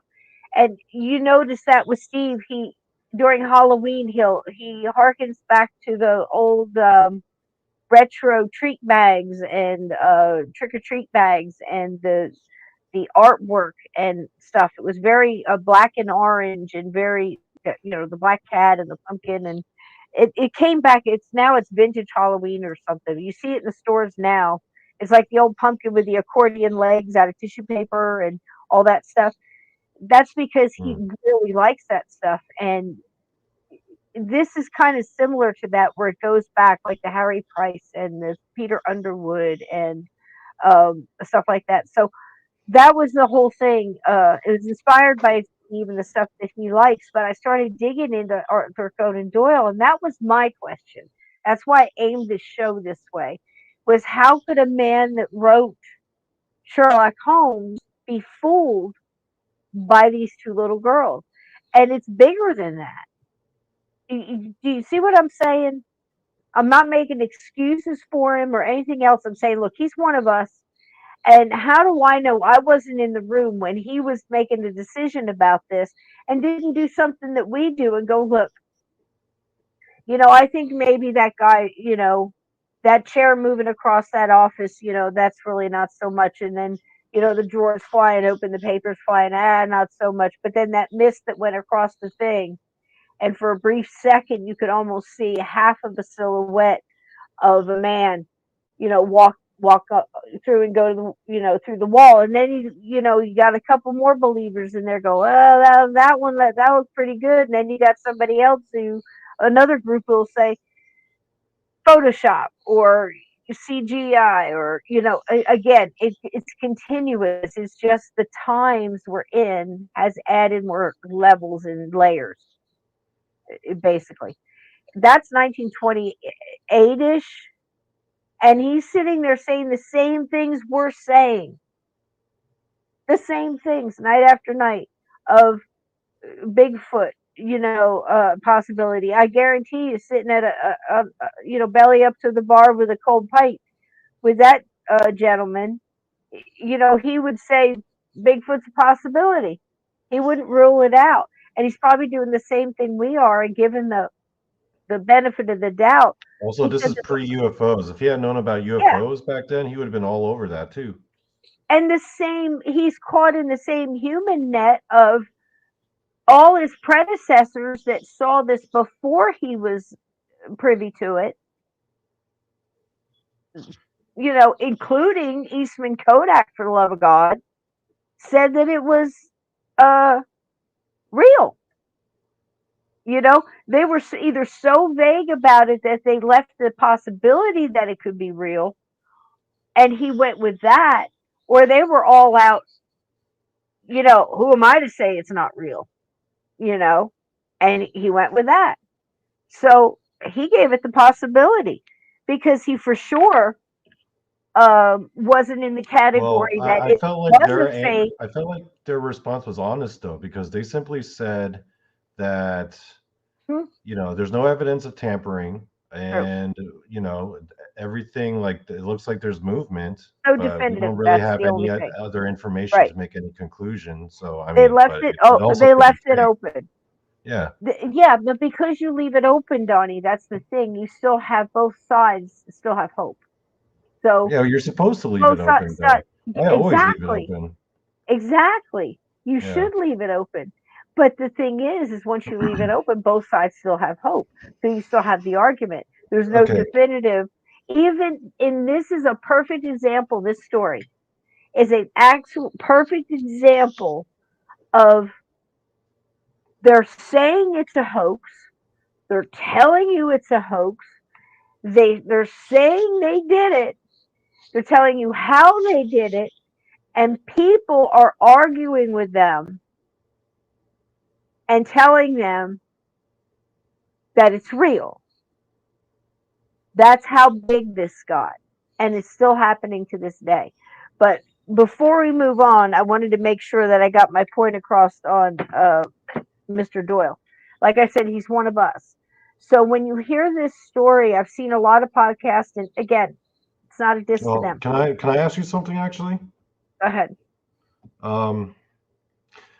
Throughout your time with the paranormal community, have you ever had people go up to you with like a photo, right?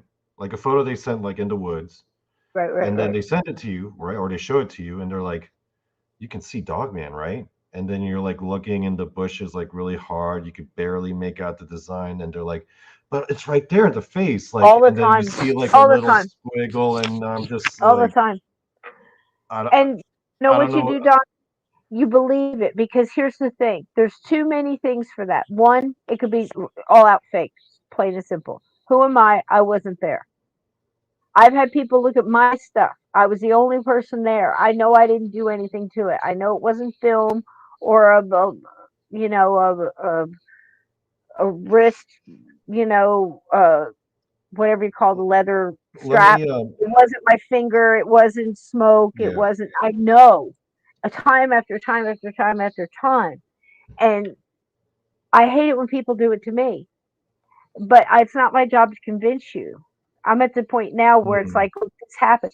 I've also know that it's possible, Donnie. I don't know if you know this is a possibility, but I assure you, as far as I know, it is true. There is the thing that when you look at clouds, you can see shapes, and there's the thing Pareidolia. where yeah, when you Pareidolia. look in the Yeah. window, Yeah. you know, smudges and whatnot, and the way light hits and the way Hmm. rain hits the thing, you see a face, or you know, in a curtain or whatever, in a grain in wood, you know, whatever, a piece of toast for love of God, you know. So you'll see a face or you'll see something, and then you see show it to somebody else. They either see it right away or they struggle to see it, and then you know, if you outline it kind of, and then there's the people, no matter what, they don't see it. I've seen paranormal photographs like that. I shit you not, where you look at it and some people immediately would see what you're seeing without you pointing it out or anything else. Oh my God, that's a, you know, a man standing there, you know, whatever it may be. And then other people look at it and as hard as they can, they don't see it. Hmm. Plain and simple. Yeah. Hard. And you wonder if that's not something. I've seen people looking at the same photograph and having that both those things happen simultaneously. And I've seen it with the photograph that went around to you know, different people. It's I don't know if it's paranormal where now this is the thing that really makes me question something like that. I've seen it where you're looking at it and you see it, and then for some reason you look away, or it goes, you know, you put it away and you look at it again later, and then you don't see it. It's gone. Mm. I've seen that too. That's creepy. Hmm. That's creepy. Where did it go? Why did it go? Who Well, made it go? can I Yeah. just What's add this, that Sherlock Holmes? my attitude towards pictures is that Yeah. if Good it's stuff. someone who's showing me a picture that they took themselves, that's a different thing. And then they tell me their story about their Yeah. experience and what had happened. And I've seen some of Right, the right. pictures that people show me that they took themselves where I was like, oh my God, that's a ghost. Right. Yeah. Yeah. On the other Yeah. hand, though, I've been seeing a lot lately where people would send me a picture of like the woods and there's like this little squiggly thing, and then they're like, see, that's a Bigfoot face. And I'm like, but here's the thing. I'm like, did you take this? And they're like, no. And I'm like, do you know who took this? And they're like, no. I got it from like TikTok. So I'm just Right. like, Right. Yeah. Well, see, you're gonna have plenty of that, and that's like bottom feeder stuff where you know. And then yeah. there's stuff that I look at and I go, you know, I could see a couple of guys spending a weekend putting this thing together and faking this, no doubt. You know, I can see with what I can do, me, I don't know shit with and editing, you know, stuff and pictures and things, right? So Hmm. with somebody with some skill, forget it. I mean, again, I saw Godzilla destroy New York. It was very convincing, you know. So um, the capability is out there. I've often said we've outtech ourselves, but I've also said when I constantly show you these guys, I can't believe we're able to show this stuff like In Search of and some of these mysteries and you know documentaries and things. But again, they were so long ago. We're going back 50 years on some of this stuff, and people don't care anymore. Yet you dig back there and you find the same wisdoms we have now that we're just, I hate to use the word regurgitating, but you get my point. We're just bringing it back and throwing it out there again and spending the I like same to think amount of of us as energy. we. I like to think of us as we are them reincarnated. Well, yes, in a lot of ways. And we're still trying to get the same information and prove the same things, some with better equipment, more information for sure, definitely more sharing of the information, Mm. absolutely. I mean, we're not in the middle of, where you couldn't even get to the library. I mean, I remember if you didn't have the encyclopedia, you were screwed if you had to do a Mm. report for school. Yeah, I mean, in my lifetime, and my mother's lifetime, they'd have to go to the library or everybody meet at whoever's house that had encyclopedias or whatever, Hmm. or go to the school library, whatever was available there while you were at school, stayed after, I mean, just, it's so different. The books Yeah. we carried and the, things that we did. It's the same in the paranormal though. We're going back to listen to what he said. It could have been any one of us talking about spiritualism and how he had done his thing. He was semi-retiring, dedicating the rest of his life to getting the word out that these things are real, these things happen, the possibility of these things is endless. He's seen it with his own eyes. He's got multiple witnesses, blah, blah, blah, and down the line. And I wanted to show that in his own words. I thought it was important because when you hear things about him, you either hear, okay, he wrote Sherlock Holmes, and you think of him that way, you know, and that's pretty much what Don't he's known forget, he for. also came up with King Kong. Right. It must have been a Yeah, smart man. that should also be added. Right. What kind of, where did Sherlock Holmes come from? Did he, either way, he had to be smart to write that stuff because look how smart Sherlock Yeah. Holmes was. That has to come from somewhere. You have to be able to have those abilities, even if you're getting information from other people. You're putting it together. That's for any Mm. author to do this. you know that's amazing. And Ooh, he's Sarah Claire said, I've caught echoes from the past at the haunted quarantine station, mainly in what is it, NSW, Australia? New South Wales? I don't know. New South Wales, Yeah, maybe.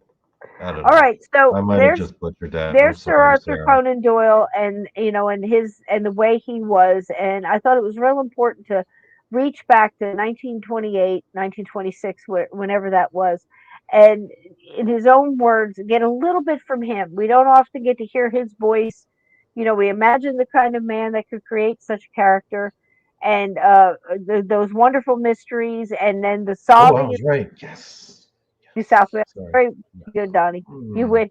You win the gold star I tonight. win the championships. Yep, yep, yep, yep. There we go. Yep. The password is. So, yeah, and I find that fascinating.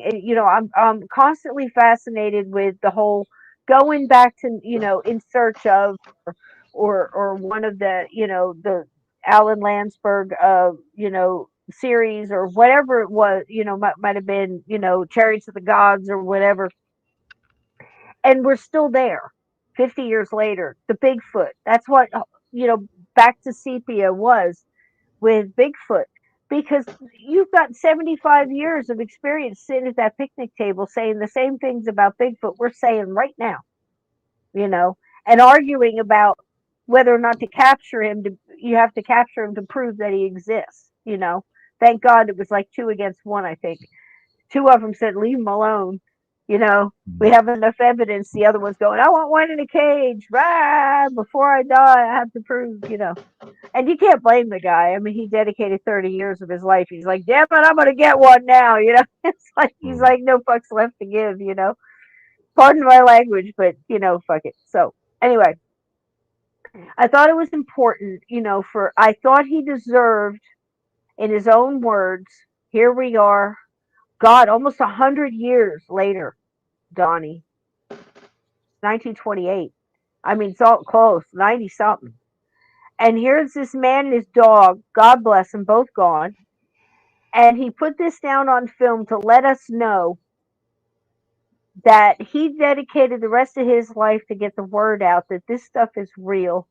And even though he, as smart as a whip that he is, and as careful as he was duped too, because he wanted to believe, and everybody was saying this was real, and he, handed over, things he didn't understand, such as photography and and the film industry and all these other things, and he yielded to their expertise and based his knowledge and his choice on that, and went with the hope, and picked a side and stood by it.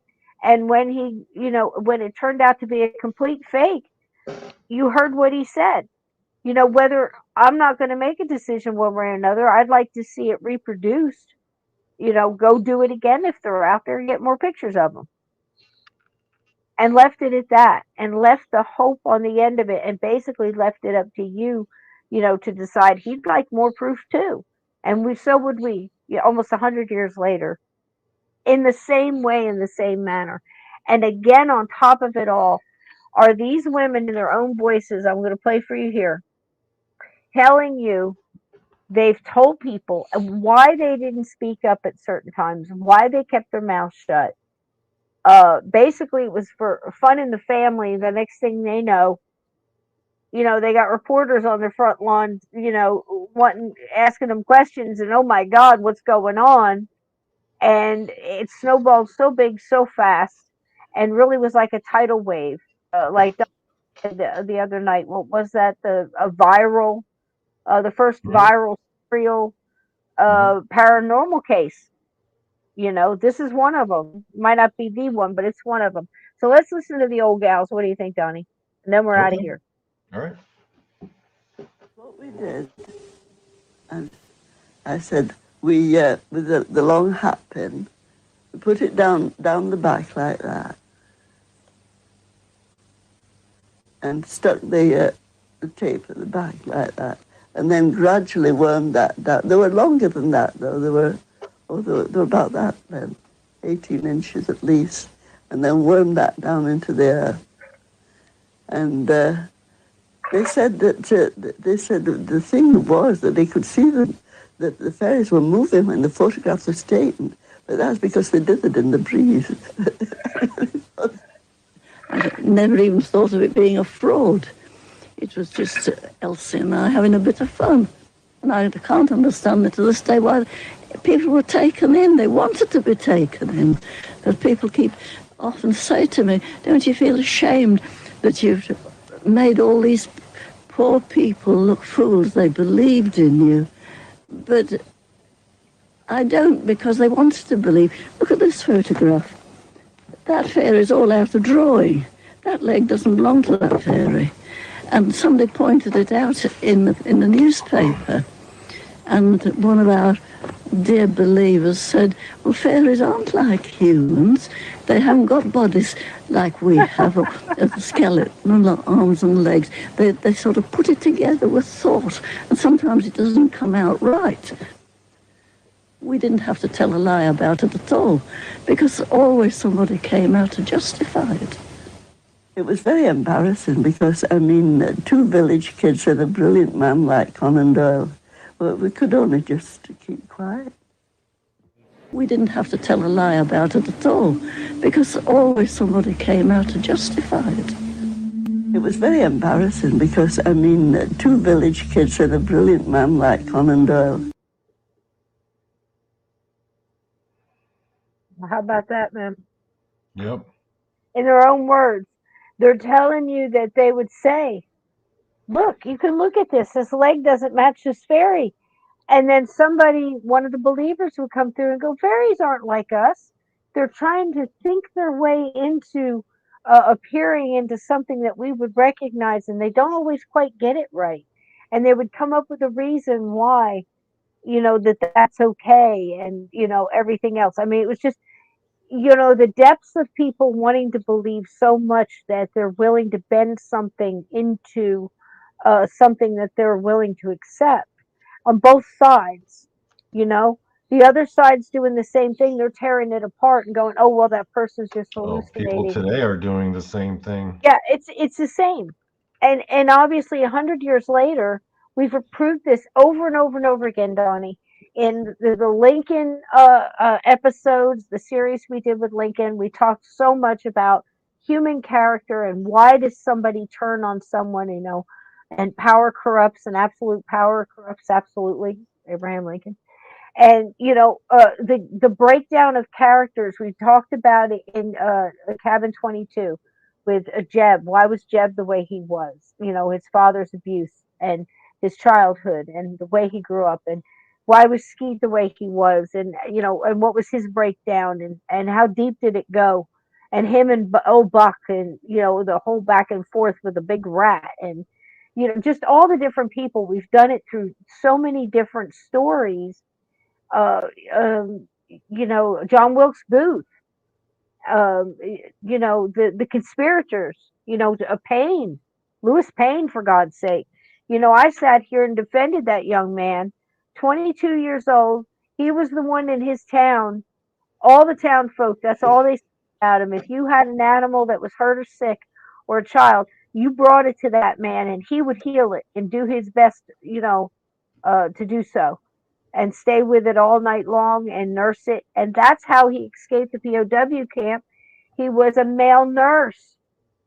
And he finally had enough of that mess and he just hauled up and walked on out of there and escaped. He was wounded in Gettysburg, didn't you say, Donnie? Yep. Lewis Payne?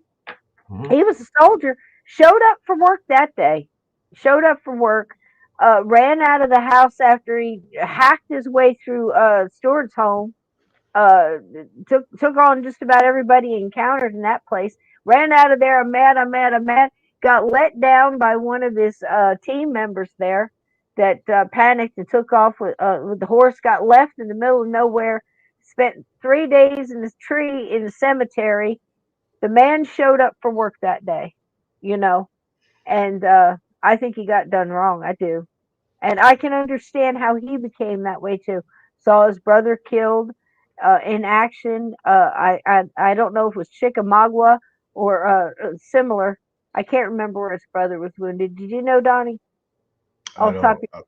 No. if you did, I'd be impressed. If you had Yeah. come up with that, I would have went, "Holy shit, Donnie!" But so there you have it. These young ladies were saying they didn't even have to lie. It just became Mhm. such a big thing, and the next thing they know, Sir Yeah. Arthur Conan Doyle is interested. They didn't know what to do. They shut up. They didn't say anything at that point. What are you gonna do? Yeah. What, you know, I see all sides to this, and I thought it was important, Donnie, to bring it forward and let Mr. Doyle speak for himself. And basically, this is what he felt about the subject. So, in with Sherlock Holmes in mind, and the way he would deduce and become logical, and look at things logically, you know, uh, the thing that remains, the truth that remains to me, is that this man um, erred on the side of hope and something that he believed in. Hmm. And when he finally realized, he took the high road.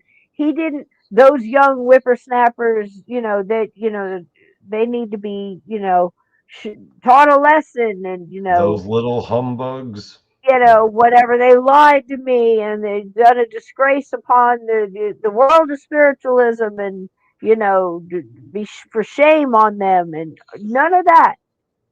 None of that. He, in a gentlemanly way, he just, I'd like to see it reproduced. Show me more. Before I was, would stand by and say, that it's 100% true. As for whether there's fairies, I have no doubt, for I've seen things that I can't explain. So who am I to say something else doesn't exist? And that's what I've said on this show a billion times. You guys have said it. The guests have said it. Donnie has basically said it, you know, and we're right there. 100 years later, we're still the same, you know. Exactly. will always be searching and scratching for this and erring on the side of hope. I can see how these young girls got tangled in this. If ever there was a thing, I know this isn't Sir Arthur Conan Doyle. I believe it's Shakespeare. Correct me if I'm wrong, chat. But oh, what a tangled web we weave when first we practice to deceive. I believe that's Shakespeare. I think is it Hamlet or Macbeth? The chat will get it here in a minute. But You want to look it up right now? Now I'm curious. just another writer, and I think it's Macbeth, isn't it? I couldn't tell you. That's as close as I'm going to get. Anyway, I thought it was important. I got very intrigued by this whole thing. When you look at the pictures, it really does. It makes you wonder. Um, just looking at. Here, I'll It put it was up. coined in 1808 by Sir Walter Scott. Oh, so okay, wow. I would have bet for sure that was Shakespeare. But anyway, all right, there you go. Another one. Sir Walter Yes, Scott the definitely, roll hat pin. definitely. Put it down the back like But that. these pictures, I mean, so obvious cutouts, so obvious, but people wanted to believe Donnie, and I Yeah. can kind of understand where they were coming from. I've seen things that were just as ridiculous on social media, and you get pictures of orbs, and they want to believe so much that it's grandma. Oh, there's so many, Cisco. You know there's so many. Somebody, the shadow in the window, the dust in the bedroom, the all of that, the lights, And and also I'm people who not. are like actively trying to hoax, or who are Yeah, like they're going out of their way to make it look extra realistic just to I think troll that's. people. I think that I think I put that in the same category as these assholes that used to kill animals and stuff them and then dress them up in clothes and make Christmas cards out of them. When Yeah. I was young, we used to look at that stuff back in the old Victorian days, Hmm. and the stuff that they did, and Yeah. they did it with people. And when your balloon is popped like that, you know what I mean? It's like Yeah. when you start hearing the things that people have done, you question everything you see. You're out of your mind if you don't. I mean, Hmm. I question everything. I have seen holograms that incredible. So, how do you know that, if you're in a haunted house, say, all right, here's a scenario, a quick scenario. Say your group, you're going to a house, a dead and breakfast, okay? And some thing happened there. Um, and Conan Doyle, a lot of them really try to make him out to be um, uh, uh, a nincompoop, so easily taken. Like, how could somebody so smart be so easily taken by something so obvious? Again, I tell you to tap the brakes and pause a moment and listen to the words he said and understand that in his time was going through very much what we're going through in our time, and it would be the same as somebody yelling at you because you picked out of five pictures, you picked one that happened to be fake, you know, that is a known fake, and somebody trying to make a fool out of you and telling you because you did that, you also cannot believe in all this other stuff because if that's obviously a fake, everything's a fake. And Sir Arthur Conan Doyle was telling us that's not true. And we're still saying that's not true. So I thought that was very interesting and an interesting way of looking at that whole thing. Donnie, you hadn't known much about it, and now you I didn't do. know anything about it. Nothing at all. Yeah. Overall, Yeah. overall, this, pretty interesting, huh? It's real interesting. Yeah, it's always fun to look back on like what the paranormal community was back in the day and how people were coping with the similar topics and issues, and Right? it's an interesting thing to look back. It's It nice to is, know that people back then were kind of interested in the same things that some of us and we are now. and in the same ways too, and react to them almost in the same ways. I mean, Hmm. they're not. much different from us, you know. Yeah. I often wonder what they would think about such a great, you know, the thing as we're on right now on this computers and things like that, where you could talk to people. Amazing, you know. But again, Hmm. they weren't that far behind either. Look again back at our Chicago, uh, and you know the Chicago Fair and the things they had there, the Ferris wheel. Each one of those cars held 60 people, you know, and that was, I think, 40 sitting down and 20 standing up. They had weddings in there. People got married. They had picnics and, you know, it was incredible. That thing made so much money that it was able to be paid for the building, everything, all the cost of everything in the first 2 weeks, you know, and it went on for months. So the different things that were there, you know, it's just amazing. Even even back then, the stuff that they had, you know, they weren't so far away from us. They had that people mover, the treadmill, you know, where they got on it and moved around and different stuff like that. And then, you know, that you think the cameras, of course, you had to stay still, but they were able to produce an image that was, you know, extremely lifelike.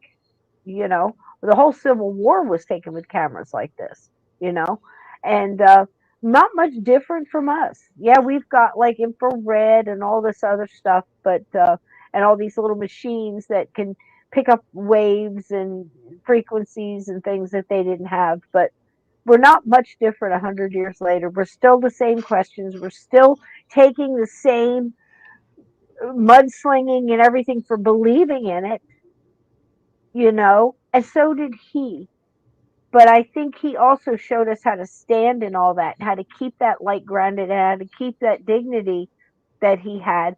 And, you know, where he had to appear that he was straddling the fence, I think it was very apparent which way he was, what side of the fence he was really on. And he was all for the wonder of it all and believed that there was more to all this and the afterlife and communication with the dead and you know, fairies, why not, why not, he said, you know, show me more. And that's basically what we're saying on this show. Why not, you know? And what else you got, you know? You know, let's take a look at that too. So thanks, Donnie, for stepping in tonight. I really appreciate Well, it. thank you for having me. I hope y'all liked it. You know, I hope Steve gets better. I enjoyed It's it. I enjoyed it's it. been a couple weeks since Yeah. we've seen him here. I hope he gets back soon to, you know, get back to Monday Madness. But this is kind of Monday Madness. It's kind of laid back. I really enjoyed the fall stuff in the beginning. If it's cool with you, I'm going to play that out I think that would be because the I think perfect that's a way. nice way. It's a nice. The thing is the music is really jamming, and it's by oh gosh, I forgot to put the name of it on here. I'll put it in the description below.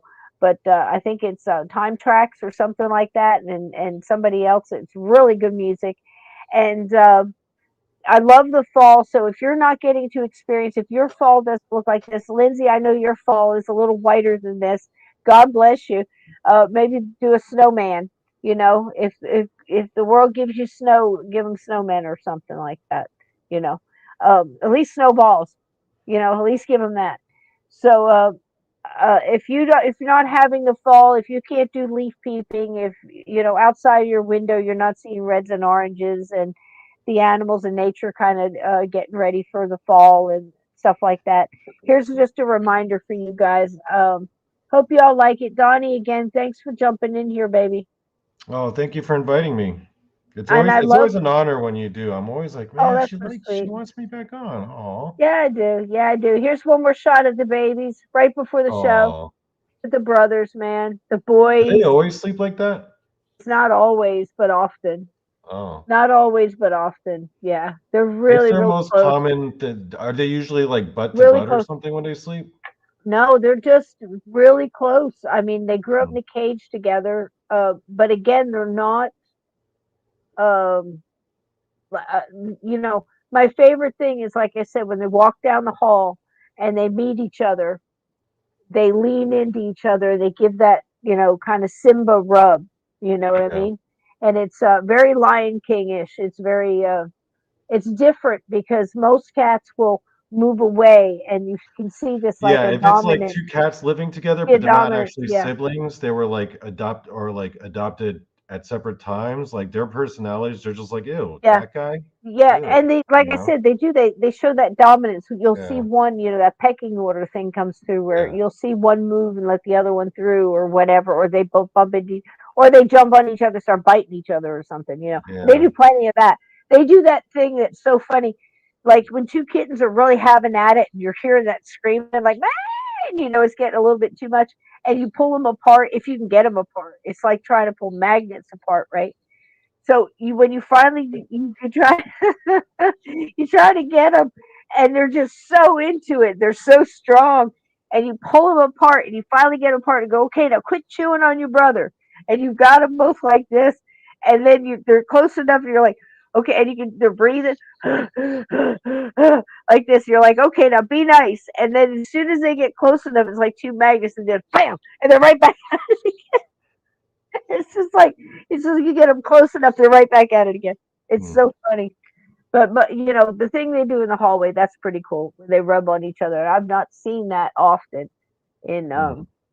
I've seen it a couple times in more adult cats, in a lot of Disney movies, but not in real life. And they do it all the time, and it's a trip. So Mhm. all right, so thanks guys for coming in. Hope you got a new look at Sir Arthur Conan Doyle. I don't blame the guy for getting all caught up, or the girls either.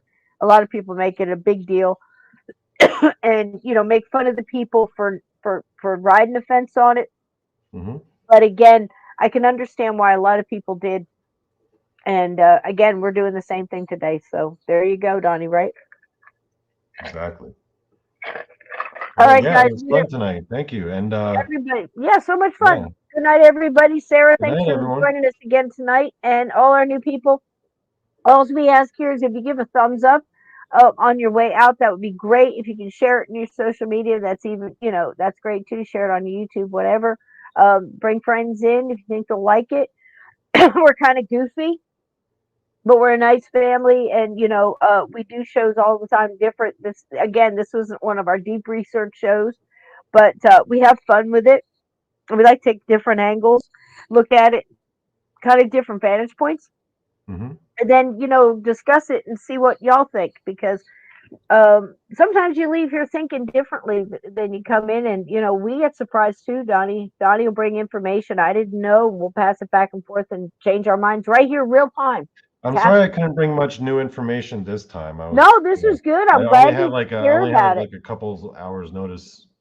No, no, no. I I'm was like, glad you yeah, care about it, because that gives you again a whole nother vantage point on it, where it's new eyes, yeah. and what you saw, again in real time. This show knows no bounds on bringing you the best entertainment possible in the paranormal and supernatural and mysterious fields. We Mhm. hope you will join us again. Please subscribe. Please hit the thumbs up button. Leave a comment. Buy some merch over at the T Public. Be a gatekeeper. We have wonderful mods in here that are helping us out all the time, dropping links, baking cupcakes, keeping the trolls out of here with them blue wrenches, bopping them on the head. We have people that guide other people, answer questions. There's all kinds of ways to contribute here, and we appreciate each and every one of you. There's a thank you sticker if you want to leave a super chat over there on the YouTube as well, or share it out to your Rumble, get it out that way. I'm going to try to get some of the simultaneous, streaming over there. It's hard to figure out. Thanks, Sasha Bell. Love you, baby. And hit that like button. Are you kidding me? You bet. Thanks, guys, for participating. Thanks to everybody who has super chatted, who has PayPal'd me. Uh, I can't even thank you isn't enough sometimes to say what it's meant, but it's another way. I'm thankful for that. Got a lot of things to be thankful for coming up. So even if you're not doing Thanksgiving, or you don't celebrate it, or you celebrate a different thing or a different time, um, think about this just here on the show, of things that you're thankful for. And if it's something that you can let them know you're thankful for them, do so.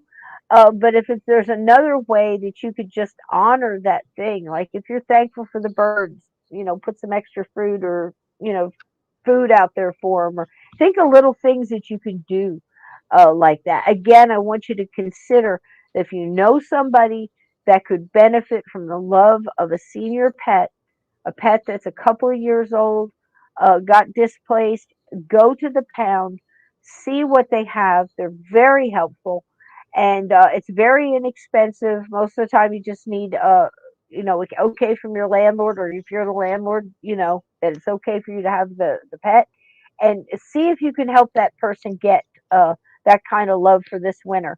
It can make the world of difference in somebody's life, and absolutely make a world of difference in a pet's life. Look at your local pound and local shelters, and see if you can help somebody adopt one of these pets. They want nothing but to be held, loved, petted, watch television with you, go for walks. Again, if you have somebody that can't get out to walk a dog, think about a senior cat. And man, it makes all the difference. And wouldn't that be wonderful for the holidays, and something to be absolutely thankful for? So, good night, Mr. Cho. We thank you so much again for coming in last minute. You are a wonderful friend, and you're always there during the chaos and make it so much better being here. It always turns out to be a great episode, as Well, was thank tonight, you. I think. Thank you, Thank you. chat, for being here. You as well, the listeners, the participators in the chat, the gatekeepers. So I love you all. You make the journey absolutely much better. And again, enjoy the journey. Love is eternal. Enjoy some fall, some lovely music, some Snoopy, little Winnie the Pooh, and a couple pictures of the babies. Okay? Love you all. Good night.